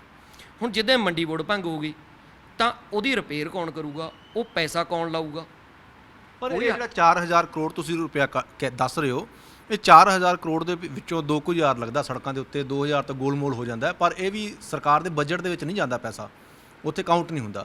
ਪਰ ਮੈਂ ਤੁਹਾਡੇ ਕੋਲ ਇੱਕ ਸਵਾਲ ਇਹ ਜ਼ਰੂਰ ਪੁੱਛਣਾ ਚਾਹੁੰਦਾ ਕਿ ਜਿਹੜਾ ਖੁੱਲ੍ਹੀਆਂ ਮੰਡੀਆਂ ਦਾ ਰੌਲਾ ਪਿਆ ਹੋਇਆ ਕਿ ਕਿਸਾਨਾਂ ਨੂੰ ਖੁੱਲ੍ਹੀ ਮੰਡੀ ਮਿਲ ਜੇਗੀ, ਇਸ ਨਾਲ ਕਿਸਾਨਾਂ ਨੂੰ ਬਹੁਤ ਜ਼ਿਆਦਾ ਫਾਇਦਾ ਹੋਏਗਾ, ਜਿਵੇਂ ਆਪਾਂ ਉਦਾਹਰਨ ਲੈ ਲਈਏ ਕਿ ਪੰਜਾਬ ਦੇ ਵਿੱਚ ਜੇ ਫਸਲ ਦਾ ਮੁੱਲ ਇੱਥੇ 2000 ਮਿਲ ਰਿਹਾ ਤੇ ਦੂਜੀ ਸਟੇਟ ਦੇ ਵਿੱਚ ਜਾ ਕੇ ਉਹੀ ਫਸਲ ਦਾ ਮੁੱਲ ਜੇ ਕੋਈ 4000 ਮਿਲਦਾ ਹੋਵੇ ਤਾਂ ਤੁਹਾਨੂੰ ਨਹੀਂ ਲੱਗਦਾ ਕਿ ਜੇ ਕਿਸਾਨ ਉਧਰ ਨੂੰ ਜਾਣਗੇ ਤਾਂ ਉਹਨਾਂ ਦਾ ਫਾਇਦਾ ਹੋਊਗਾ? ਬਿਲਕੁਲ ਜੀ, ਜਾਣਗੇ। ਹੁਣ ਇਹਦੀ ਵੈਸੇ ਤਾਂ ਮੈਂ ਤੁਹਾਨੂੰ ਪਹਿਲਾਂ ਐਗਜ਼ਾਮਪਲ ਸਬਜ਼ੀ ਦੀ ਦੇ ਚੁੱਕੇ ਹਾਂ। ਹੁਣ ਮੰਨ ਕੇ ਚਲੋ ਮੱਧ ਪ੍ਰਦੇਸ਼ ਦੇ ਕਿਸੇ ਕਿਸਾਨ ਨੇ, ਕੋਈ ਵਪਾਰੀ ਹੈ, ਉਹ ਅੱਜ 4000 ਰੁਪਏ ਕੁਇੰਟਲ ਕਣਕ ਖਰੀਦ ਰਿਹਾ ਹੈ। ਉਹਦੇ ਕੋਲ ਅੱਜ ਦੇਖੋ, ਉਹਦੇ ਤੇ ਕੋਈ ਇਹ ਤਾਂ ਹੈ ਨਹੀਂ ਰਿਸਟ੍ਰਿਕਸ਼ਨ ਵੀ ਤਾਂ ਇੰਨੇ ਨੂੰ ਹੀ ਲੈਣੀ ਹੈ, ਠੀਕ ਆ। ਉਹਦੇ ਕੋਲ ਮਾਲ ਅੱਜ 50 ਟਨ ਇੱਕ ਦਿਨ ਦਾ ਮਾਲ ਆ ਰਿਹਾ ਤੇ ਉਹ 4000 ਰੁਪਏ ਕੁਇੰਟਲ ਦੇ ਰਿਹਾ। 5-7 ਬੰਦਿਆਂ ਨੇ, ਮੰਨ ਲਓ ਪੰਜਾਬ ਦਿਆਂ ਨੇ, 150 ਬੰਦਿਆਂ ਨੇ, ਹਰਿਆਣੇ ਦਿਆਂ ਨੇ, ਆਪਣੇ ਯੂਪੀ ਦਿਆਂ ਨੇ ਦੇਖਿਆ ਵੀ ਯਾਰ ਉੱਥੇ 4000 ਨੂੰ ਵਿਕ ਰਹੀ ਹੈ, ਆਪਣੇ 2000 ਨੂੰ ਵਿਕਦੀ ਆ, ਭਰ ਲਓ ਟਰੱਕ। ਆਪਣਾ ਟਰਾਂਸਪੋਰਟੇਸ਼ਨ ਦਾ ਖਰਚਾ ਕੱਢ ਕੇ ਵੀ ਆਪਾਂ ਨੂੰ 1000 ਰੁਪਏ ਕੁਇੰਟਲ ਵੱਧ ਬਚ ਰਿਹਾ ਹੈ। ਹੁਣ ਸਾਰੇ ਉੱਧਰ ਨੂੰ ਤੁਰ ਪਏ, ਉੱਥੇ ਪਹੁੰਚ ਗਏ। ਜਿੱਦੇ ਉੱਥੇ ਪਹੁੰਚੇ, ਉੱਥੇ ਉਸੇ ਵਪਾਰੀ ਕੋਲ ਜਿਹੜੀ ਇੱਕ ਆਮਦ ਹੈ, ਇੱਕ ਜਿਹੜੀ ਫਸਲ ਆ ਰਹੀ ਸੀ, ਉਹ 500 ਟਨ ਹੋ ਗਈ। ਫਿਰ ਉਹ ਜਿੱਦੇ 50 ਟਨ ਲੈ ਰਿਹਾ ਸੀ, ਉਹ 4000 ਦੇ ਰਿਹਾ ਸੀ। ਜ਼ਰੂਰੀ ਤਾਂ ਨਹੀਂ ਵੀ ਜਿੱਦੇ 500 ਟਨ ਆ ਗਈ ਉੱਦੇ ਵੀ 4000 ਹੀ ਦਊ, ਚਾਹੇ ਅਗਲਾ 1000 ਵੀ ਨਾ ਦੇਵੇ। ਜਦ ਕੋਈ ਕੈਪ ਹੀ ਨਹੀਂ ਹੈਗੀ, ਕੋਈ ਉਹਦੇ 'ਤੇ ਰਿਸਟ੍ਰਿਕਸ਼ਨ ਨਹੀਂ ਹੈਗੀ, ਮਰਜ਼ੀ ਹੈ ਉਹਦੀ, ਜੋ ਮਰਜ਼ੀ ਕਰੇ। ਨਾਲੇ ਇਹ ਚੀਜ਼ ਆਪਾਂ ਤਾਂ ਐਗਜ਼ਾਮਪਲਾਂ ਬਹੁਤ ਦੇਖ ਚੁੱਕੇ ਹਾਂ। ਆਪਾਂ ਆ ਜੀਓ ਵਾਲਾ ਲਾ ਲਓ, ਬਹੁਤ ਲੋਕੀ ਆਪਣੇ ਚਲੋ ਕਹਿ ਚੁੱਕੇ ਨੇ, ਮੈਂ ਡਿਟੇਲ 'ਚ ਤਾਂ ਨਹੀਂ ਜਾਊਂਗਾ। ਹੋਰ ਜੀਓ ਤੋਂ ਬਿਨਾਂ ਐਮਾਜ਼ੋਨ ਦੀ ਮੈਂ ਤੁਹਾਨੂੰ ਐਗਜ਼ਾਮਪਲ ਦੇ ਚੁੱਕਿਆ, ਹੈ ਨਾ। ਕਿਉਂਕਿ ਨਾ ਇੱਕ ਹੋਰ ਮੈਂ ਤੁਹਾਨੂੰ ਇੱਕ ਐਗਜ਼ਾਮਪਲ ਦੇਣਾ ਹੈ। ਆਪਣੇ ਨਾ ਇੰਡੀਆ 'ਚ ਪਲਾਸਟਿਕ ਪ੍ਰੋਡਕਟ ਬਣਦੇ ਨੇ ਸਾਰੇ, ਹੈ ਨਾ। ਪਲਾਸਟਿਕ ਪ੍ਰੋਡਕਟ ਨੂੰ ਬਣਾਉਣ ਦੇ ਲਈ ਪਲਾਸਟਿਕ ਦਾਣਾ ਯੂਜ਼ ਹੁੰਦਾ, ਉਹਨੂੰ ਪਲਾਸਟਿਕ ਦਾਣਾ ਕਹਿੰਦੇ ਨੇ। ਅੱਜ ਤੋਂ 2 ਸਾਲ ਪਹਿਲਾਂ ਤਕਰੀਬਨ ਵੀ 30 ਫਰਮਾਂ ਸੀਗੀਆਂ ਜਿਹੜੀਆਂ ਪਲਾਸਟਿਕ ਦਾਣਾ ਸਪਲਾਈ ਕਰਦੀਆਂ ਸੀ। ਕੰਪੀਟੀਸ਼ਨ ਹੁੰਦਾ ਸੀ ਆਪਸ ਦੇ ਵਿੱਚ, ਤਾਂ ਜਿਹੜਾ ਰੇਟ ਹੈ ਇੱਕ ਮੰਨ ਲਓ ਕੰਪੀਟੀਟਰ ਦੇ ਅਕੋਰਡਿੰਗ ਜਿਹੜਾ ਇੱਕ ਰੀਜ਼ਨੇਬਲ ਰੇਟ ਮਿਲਦਾ ਸੀ।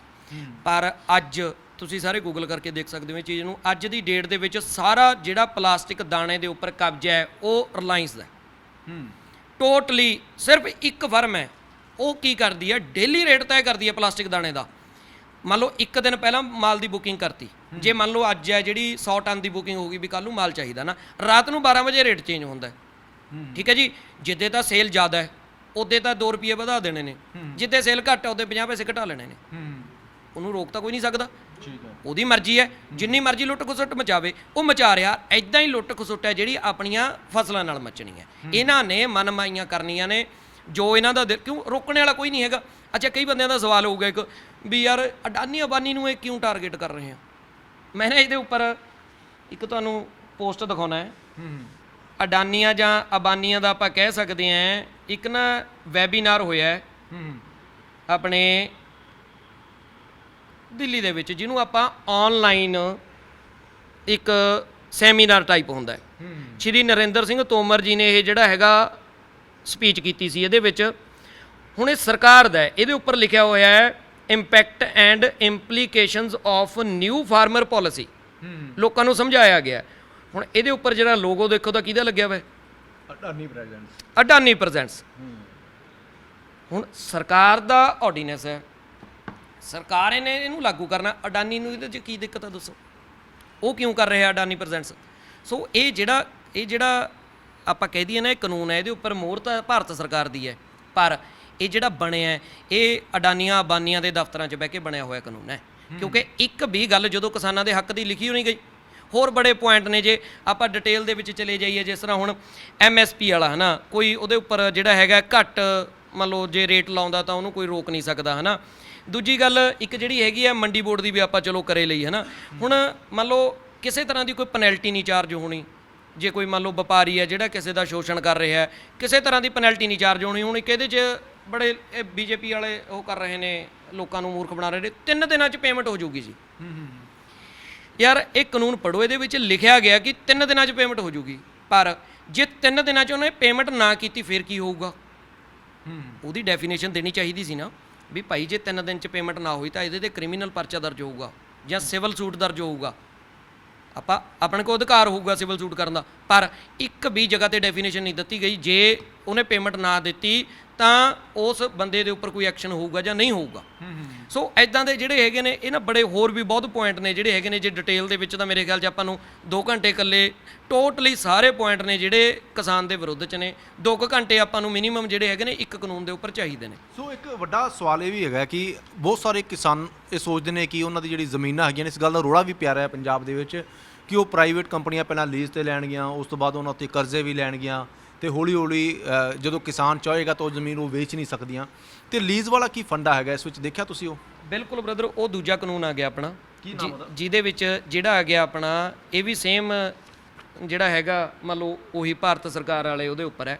ਇਹ ਜਿਹੜਾ ਆਪਣਾ ਦੂਜਾ ਕਾਨੂੰਨ ਹੈ, the farmers empowerment and protection price assurance, ਠੀਕ ਹੈ ਜੀ। ਇਹਨੂੰ ਜੇ ਆਪਾਂ ਸਿੰਪਲ ਸ਼ਬਦਾਂ ਦੇ ਵਿੱਚ ਇਹਦੀ ਗੱਲ ਕਰਨੀ ਹੋਵੇ ਤਾਂ ਇਹਨੂੰ ਆਪਾਂ ਕੰਟਰੈਕਟ ਫਾਰਮਿੰਗ ਕਹਿ ਸਕਦੇ ਹਾਂ। ਇਹਦੇ ਵਿੱਚ ਉਹਨਾਂ ਨੇ ਕਹਿਤਾ ਵੀ ਜਿਹੜਾ ਕਿਸਾਨ ਹੈ ਉਹ ਆਪਣੀ ਫਸਲ ਹੈ ਜਿਹੜੀ, ਉਹਨੂੰ ਪਹਿਲਾਂ ਉਹਦਾ ਮੁੱਲ ਤੈਅ ਹੋ ਜਾਊਗਾ ਵੀ ਤੇ ਤੋਂ ਆਹ ਰੇਟ ਦੀ ਲੈਣੀ ਹੈ। ਪਰ ਇਹਦੇ ਵਿੱਚ ਜਿਹੜੀਆਂ ਗੱਲਾਂ ਲਿਖੀਆਂ ਹੋਈਆਂ ਨੇ, ਇਹਦੇ ਵਿੱਚ ਉਹਨਾਂ ਨੇ ਲਿਖਿਆ ਹੈ ਕਿ ਇਹ ਤਾਂ ਪਹਿਲਾਂ ਤੈਅ ਹੋ ਜਾਊਗਾ, ਪਰ ਜਿਹੜਾ ਉਹ ਐਗਰੀਮੈਂਟ ਦਾ ਐਂਡ ਹੋਊਗਾ ਉਹਦੀਆਂ ਟਰਮਸ ਐਂਡ ਕੰਡੀਸ਼ਨ ਤੇ ਹੋਊਗਾ। ਸਪਲਾਈ ਆਫ ਦਾ ਕ੍ਰੌਪ, ਉਹਦੀ ਸੌਰੀ ਕੁਆਲਿਟੀ ਆਫ ਦਾ, ਠੀਕ ਹੈ ਜੀ, ਸਪਲਾਈ ਟਾਈਮ ਦਾ। ਕਿਉਂਕਿ ਇਹ ਨਾ ਇੱਕ ਐਗਜ਼ਾਮਪਲ ਹੈ, ਜਿਵੇਂ ਹੁਣ ਪੈਪਸੀਕੋ ਨੂੰ ਆਲੂ ਦਿੰਦੇ ਨੇ ਕਾਫੀ ਲੋਕੀ, ਹੈ ਨਾ। ਪੈਪਸੀਕੋ ਨੇ ਕੀ ਕੀਤਾ ਸੀ ਪਹਿਲਾਂ, ਜਿਹੜਾ ਹੈਗਾ ਮੰਨ ਲਓ ਜਦੋਂ ਪੈਪਸੀਕੋ ਇੱਥੇ ਆਈ ਸੀ ਤਾਂ ਉਹਨਾਂ ਨੇ ਇੱਕ ਐਗਰੀਮੈਂਟ ਸੀ ਸਰਕਾਰ ਨਾਲ ਕਿ ਉਹ ਜਿੰਨੇ ਵੀ ਉਹਨਾਂ ਨੂੰ ਅਗਰੇਰੀਅਨ ਪ੍ਰੋਡਕਟ ਚਾਹੀਦੇ ਹੋਣਗੇ ਉਹ ਪੰਜਾਬ ਤੋਂ ਲੈਣਗੇ। ਪਰ ਉਹਨਾਂ ਨੇ ਥੋੜ੍ਹਾ ਜਿਹਾ ਟਾਈਮ ਲਏ ਨੇ, ਥੋੜ੍ਹਾ ਜਿਹਾ ਟਾਈਮ ਲੈ ਕੇ ਉਹ ਤੋਂ ਬਾਅਦ ਦੇ ਵਿੱਚ ਉਹਨਾਂ ਨੇ ਇੱਕ ਐਕਸਕਿਊਜ਼ ਕੀ ਦਿੱਤਾ ਕਿ ਜੀ ਤੁਹਾਡੇ ਆਲੂ ਦਾ ਸਾਈਜ਼ ਨਹੀਂ ਠੀਕ। ਤਾਂ ਭਰਾਵੋ ਇਹੀ ਚੀਜ਼ਾਂ ਆਪਣੇ ਨਾਲ ਹੋਣੀਆਂ ਨੇ।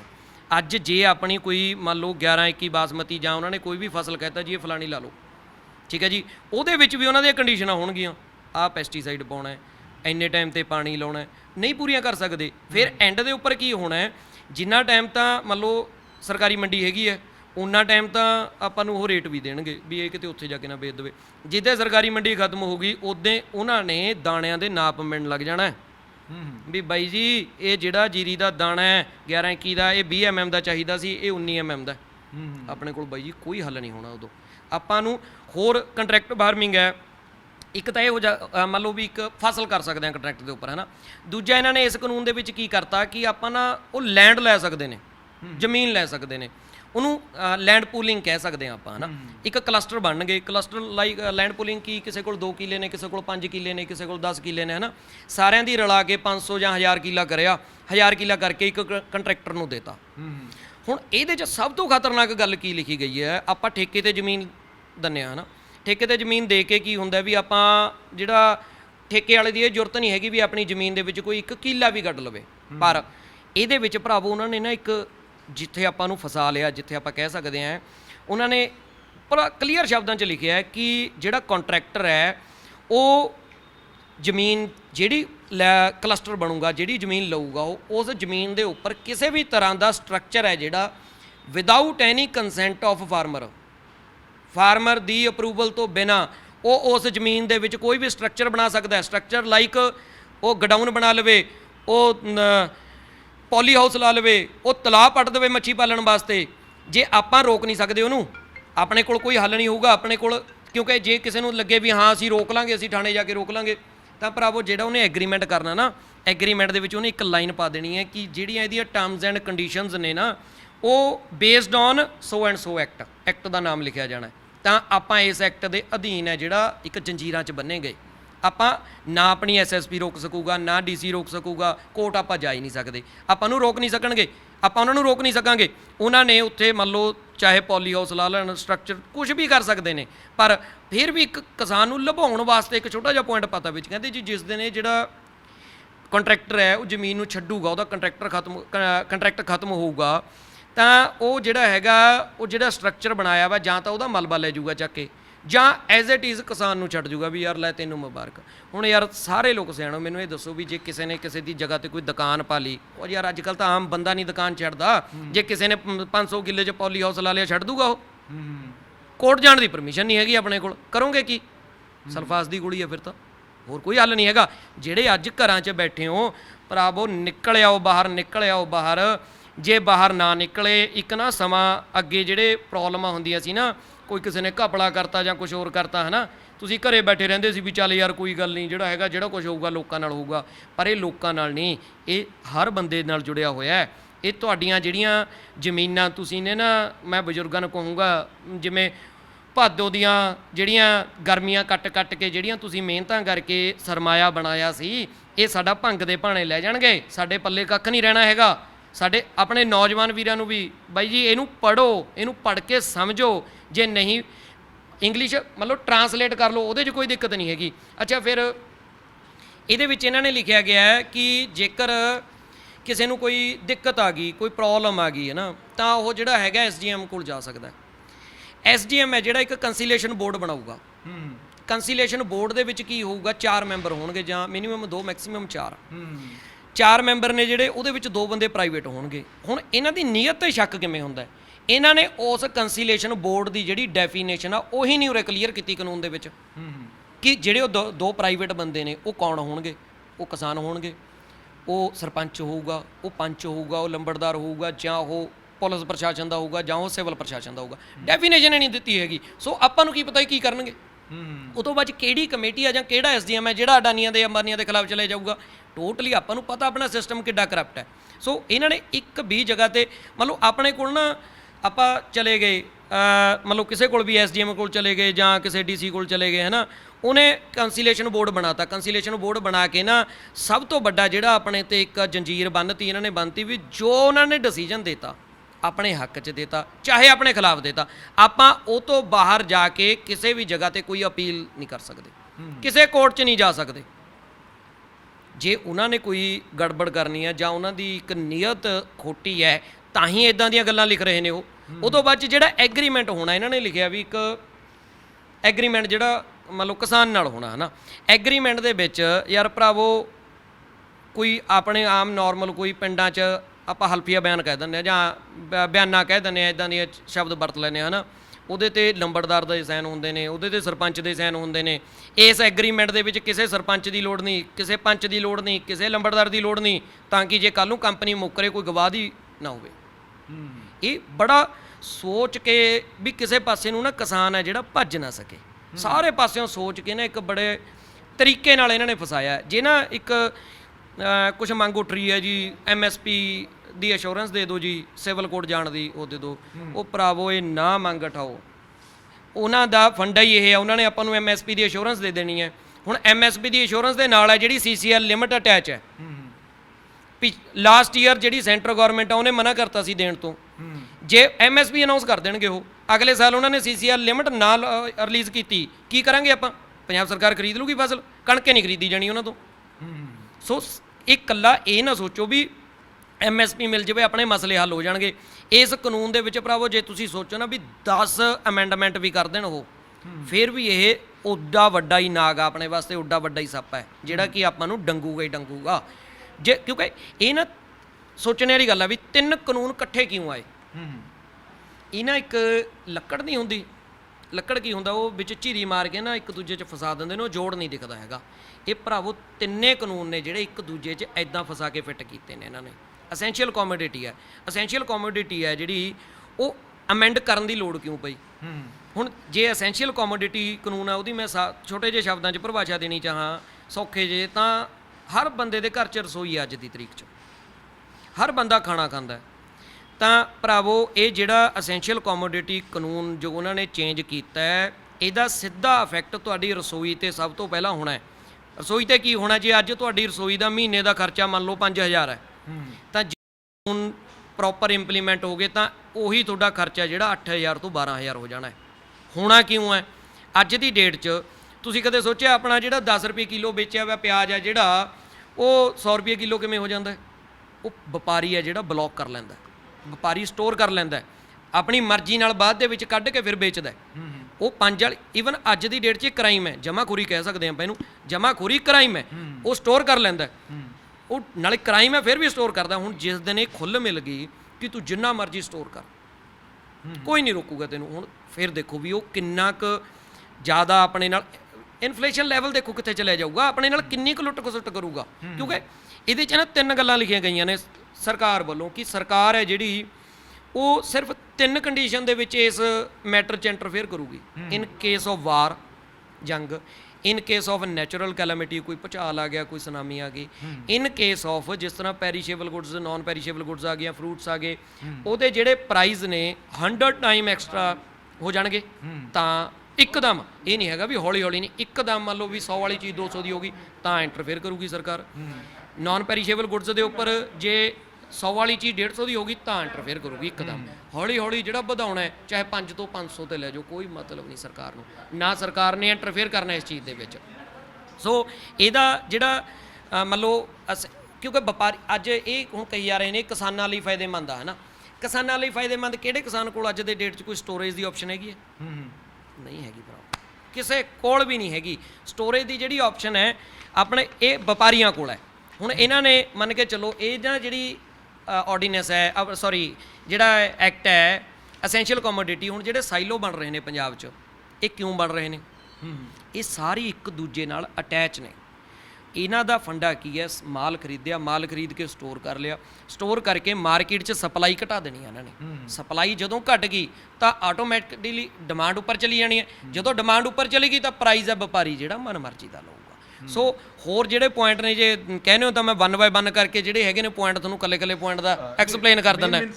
ਮੇਨ ਦੇਖੋ, ਇੱਕ ਨਾ ਡੈਫੀਨੇਸ਼ਨ ਜਿਹੜੀ ਹੁੰਦੀ ਹੈ ਵੀ ਕਾਨੂੰਨ ਵਾਲੀ, ਉਹ ਤਾਂ ਇਹਦੇ ਵਿੱਚ ਮੈਂ ਵੈਸੇ ਦੱਸਤੀ, ਜਿਹੜਾ ਕਿਉਂਕਿ ਨਾ ਸਾਡੇ ਜੇ ਟੈਕਨੀਕਲ ਲੈਂਗੁਏਜ ਦੇ ਵਿੱਚ ਆ ਜਾਈਏ ਆਪਾਂ ਇਹਦੇ ਵਿੱਚ, ਤਾਂ ਟੈਕਨੀਕਲ ਲੈਂਗੁਏਜ ਦੇ ਵਿੱਚ ਮੈਨੂੰ ਨਹੀਂ ਲੱਗਦਾ ਵੀ ਆਪਾਂ ਨੂੰ ਜਿਹੜਾ ਹੈਗਾ ਈਜ਼ੀਲੀ ਸਮਝ ਆ ਜਾਊਗਾ, ਹੈ ਨਾ। ਸੋ ਆਪਾਂ ਨਾ ਇਹਨੂੰ ਸਿੰਪਲ ਸ਼ਬਦਾਂ ਦੇ ਵਿੱਚ ਜਿਹੜਾ ਮੈਂ ਤਾਂ ਕੋਸ਼ਿਸ਼ ਕਰੀ ਹੈ ਕਿ ਸਾਡੇ ਭਰਾਵਾਂ ਨੂੰ ਸਮਝ ਆ ਜਾਵੇ, ਕਿਉਂਕਿ ਸਾਰਾ ਕੁਝ ਇਹ ਦੇਖੋ ਜਿਹੜੀਆਂ ਮੈਂ ਗੱਲਾਂ ਤੁਹਾਨੂੰ ਕਹੀਆਂ ਨੇ 100 ਟਾਈਮ ਜੋ ਸਰਕਾਰ ਦੇ ਨੇ, ਹੈ ਨਾ, ਐਵਰੀਥਿੰਗ ਮੈਂਸ਼ਨਡ ਹੈ।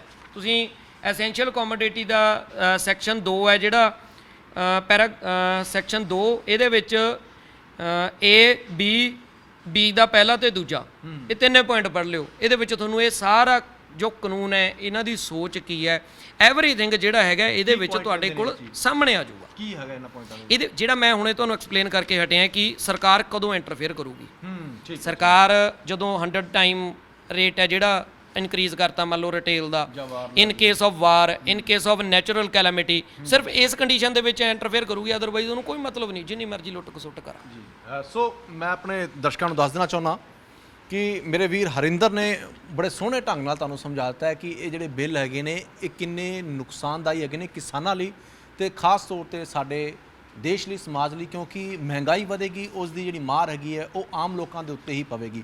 ਸੋ ਹੁਣ ਗੱਲ ਕਰਾਂਗੇ ਇਸ ਮੁੱਦੇ ਉੱਤੇ ਕਿਸ ਢੰਗ ਨਾਲ ਸਿਆਸਤ ਖੇਡੀ ਜਾ ਰਹੀ ਹੈ, ਕਿਉਂਕਿ ਇਹਨਾਂ ਦੀ ਪਕੜ ਜਿਹੜੀ ਹੈਗੀ ਹੈ ਉਹ ਸਿਆਸੀ ਮਾਮਲਿਆਂ ਤੇ ਵੀ ਚੰਗੀ ਹੈਗੀ ਹੈ। ਤੁਸੀਂ ਪਹਿਲਾਂ ਵੀ ਇਹਨਾਂ ਦੇ ਕਈ ਜਿਹੜੇ ਵੀਡੀਓ ਸਾਡੇ ਟੀਵੀ ਚੈਨਲ ਰਾਹੀਂ ਸੁਣੇ ਨੇ। ਹਰਿੰਦਰ, ਮੈਂ ਤੁਹਾਡੇ ਤੋਂ ਜਾਣਨਾ ਚਾਹੁੰਦਾ, ਰਾਹੁਲ ਗਾਂਧੀ ਪੰਜਾਬ ਦੌਰੇ ਉੱਤੇ ਆਏ ਤੇ ਪੰਜਾਬ ਦੌਰੇ ਉੱਤੇ ਆ ਕੇ ਟਰੈਕਟਰ ਤੇ ਝੂਟੇ ਲੈਂਦੇ ਨਜ਼ਰ ਆਏ। ਕੈਪਟਨ ਅਮਰਿੰਦਰ ਸਿੰਘ, ਰਾਹੁਲ ਗਾਂਧੀ, ਸੁਨੀਲ ਜਾਖੜੀ ਹੋਰਾਂ ਨੇ ਡਰਾਈਵਰ ਬਣਾਏ ਹੋਏ ਸੀਗੇ, ਤੇ ਰਾਹੁਲ ਗਾਂਧੀ ਖੈਰ ਵਾਪਸ ਚਲੇ ਗਏ ਨੇ। ਤੇ ਇੱਥੇ ਜਿਹੜੀਆਂ ਵੱਡੀਆਂ ਗੱਲਾਂ ਵਾਪਰੀਆਂ, ਰਾਹੁਲ ਗਾਂਧੀ ਨੇ ਇੱਥੇ ਆ ਕੇ ਇੱਕ ਗੱਲ ਆਖ ਦਿੱਤੀ ਕਿ ਜਦੋਂ ਸਾਡੀ ਸਰਕਾਰ ਆਈ ਤਾਂ ਇਹ ਬਿੱਲ, ਇਹ ਕਾਨੂੰਨ ਅਸੀਂ ਰੱਦ ਕਰਾਂਗੇ। ਸੋ ਰਾਹੁਲ ਗਾਂਧੀ ਦੇ ਇਸ ਬਿਆਨ ਤੇ ਉਹਨਾਂ ਦੇ ਓਵਰਆਲ ਆਪਾਂ ਜੇ ਫੇਰ ਹੀ ਦੇਖੀਏ, ਤੁਸੀਂ ਉਹਨਾਂ ਨੂੰ ਕਿਵੇਂ ਦੇਖਦੇ ਹੋ, ਕਿਸ ਨਜ਼ਰੀਏ ਨਾਲ ਦੇਖਦੇ ਹੋ?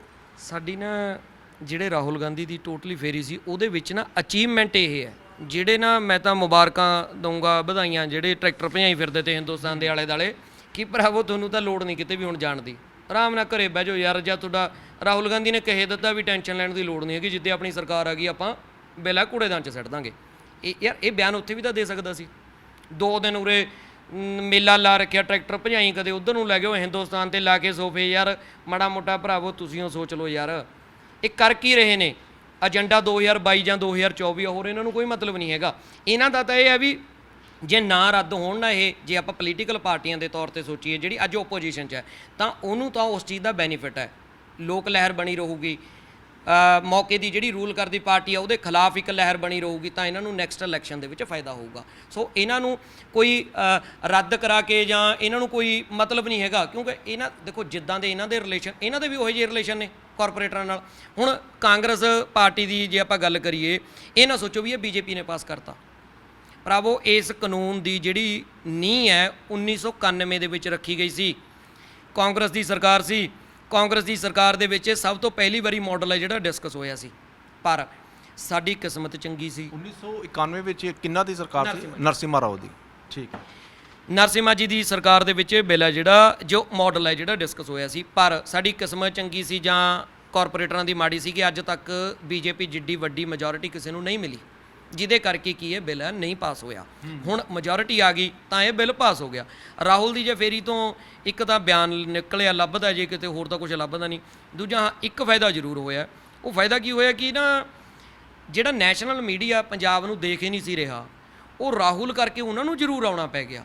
ਉਹਨਾਂ ਨੂੰ ਆ ਕੇ ਉਹ ਬਹਾਨੇ ਬੂਨੇ ਨਾਲ ਮਾੜਾ ਮੋਟਾ ਕੈਮਰਾ ਇੱਧਰ ਉੱਧਰ ਘੁੰਮ ਗਿਆ, ਜਿਹੜਾ ਹੈਗਾ ਰੇਲ ਤੇ ਲਾਈਨਾਂ ਤੇ ਬੈਠੇ ਲੋਕ ਵੀ ਦੇਖ ਗਏ। ਸੋ ਇਹੀ ਇੱਕ ਅਚੀਵਮੈਂਟ ਆ ਰਾਹੁਲ ਦੀ ਫੇਰੀ ਦੀ। ਹੋਰ ਤਾਂ ਬਾਕੀ ਤਾਂ ਜਿਹੜਾ ਹੈਗਾ ਝਾਂਜਰਾਂ ਪਾ ਕੇ ਨੱਚਣ ਵਾਲਾ ਕੰਮ ਆ, ਜਿੰਨੇ ਮਰਜ਼ੀ ਨੱਚੀ ਜਾਓ। ਅੱਜ ਨੱਚ ਰਹੇ ਨੇ ਸਾਡੇ ਲੋਕ। ਪਰ ਨਵਜੋਤ ਸਿੰਘ ਸਿੱਧੂ ਵੀ ਸਟੇਜ ਉੱਤੇ ਨਜ਼ਰ ਆਏ ਤੇ ਬੜੀ ਦੇਰ ਬਾਅਦ ਉਹਨਾਂ ਨੇ ਵੀ ਚੁੱਪੀ ਤੋੜੀ ਤੇ ਇੱਥੇ ਰਾਵਤ ਸਾਹਿਬ ਜੋ ਪੰਜਾਬ ਕਾਂਗਰਸ ਦੇ ਇਹਨਾਂ ਨੇ ਇੰਚਾਰਜ ਲਾਏ ਨੇ, ਉਹ ਤਾਂ ਇਹ ਗੱਲ ਵੀ ਆ ਗਏ ਕਿ ਹੁਣ ਜਿਹੜਾ ਅਗਲਾ ਭਵਿੱਖ ਹੈ ਕਾਂਗਰਸ ਦਾ ਨਵਜੋਤ ਸਿੰਘ ਸਿੱਧੂ ਨੇ। ਸੋ ਨਵਜੋਤ ਸਿੰਘ ਸਿੱਧੂ ਬਾਰੇ ਤੁਹਾਡੀ ਕੀ ਟਿੱਪਣੀ? ਯਾਰ ਨਵਜੋਤ ਸਿੱਧੂ ਦੇਖੋ, ਇੱਕੋ ਗੱਲ ਉਹਦੇ 'ਚ ਚੰਗੀ ਹੈ ਵੀ ਉਹਦੇ ਤੇ ਕੋਈ ਕਰਪਸ਼ਨ ਦਾ ਧੱਬਾ ਨਹੀਂ ਹੈਗਾ, ਠੀਕ ਹੈ।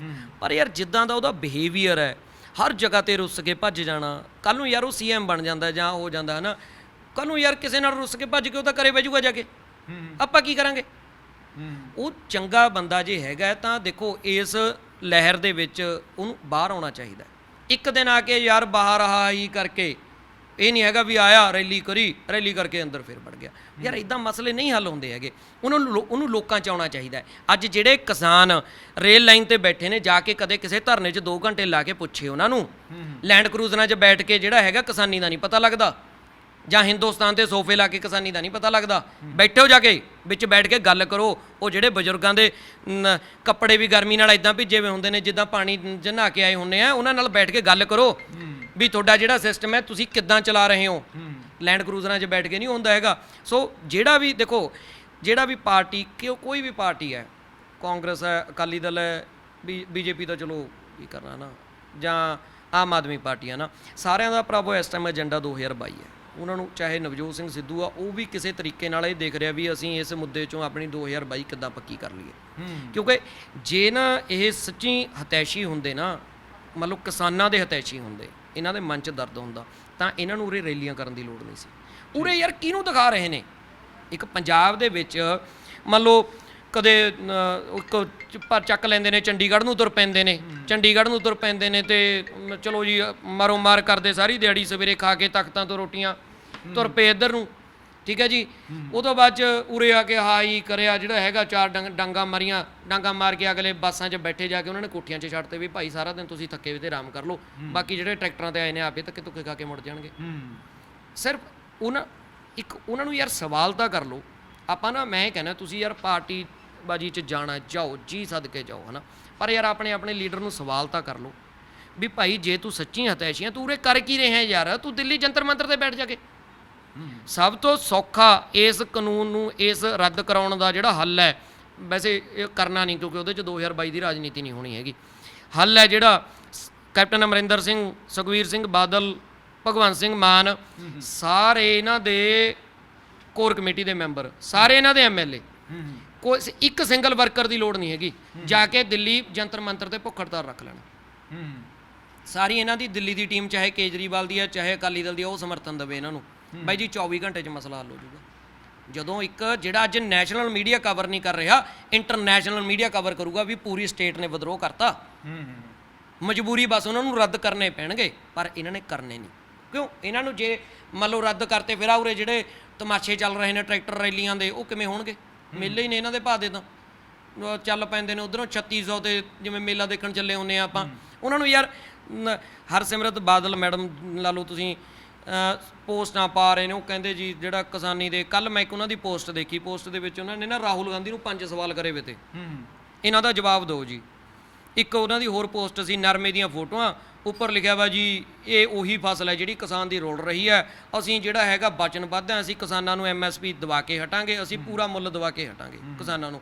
ਅਕਾਲੀ ਦਲ ਹੈ ਜਿਹੜਾ ਕਿਸਾਨਾਂ ਨਾਲ ਹਮੇਸ਼ਾ ਮੋਢੇ ਨਾਲ ਮੋਢਾ ਜੋੜ ਕੇ ਖੜਾ ਰਹੂਗਾ। ਯਾਰ ਉਹਨਾਂ ਨੂੰ ਇੱਕ ਤਾਂ ਜਿਹੜੀ ਉਹ ਕਹਿ ਰਹੇ ਨੇ ਵੀ ਅਸੀਂ ਵਿਰੋਧ ਕੀਤਾ, ਜੇ ਉਹਨਾਂ ਨੇ ਵਿਰੋਧ ਕੀਤਾ, ਜਿਹੜੀ ਮੀਟਿੰਗ 'ਚ ਵਿਰੋਧ ਕੀਤਾ, ਉਸ ਮੀਟਿੰਗ ਦੇ ਮਿੰਟਸ ਕਿੱਥੇ ਨੇ?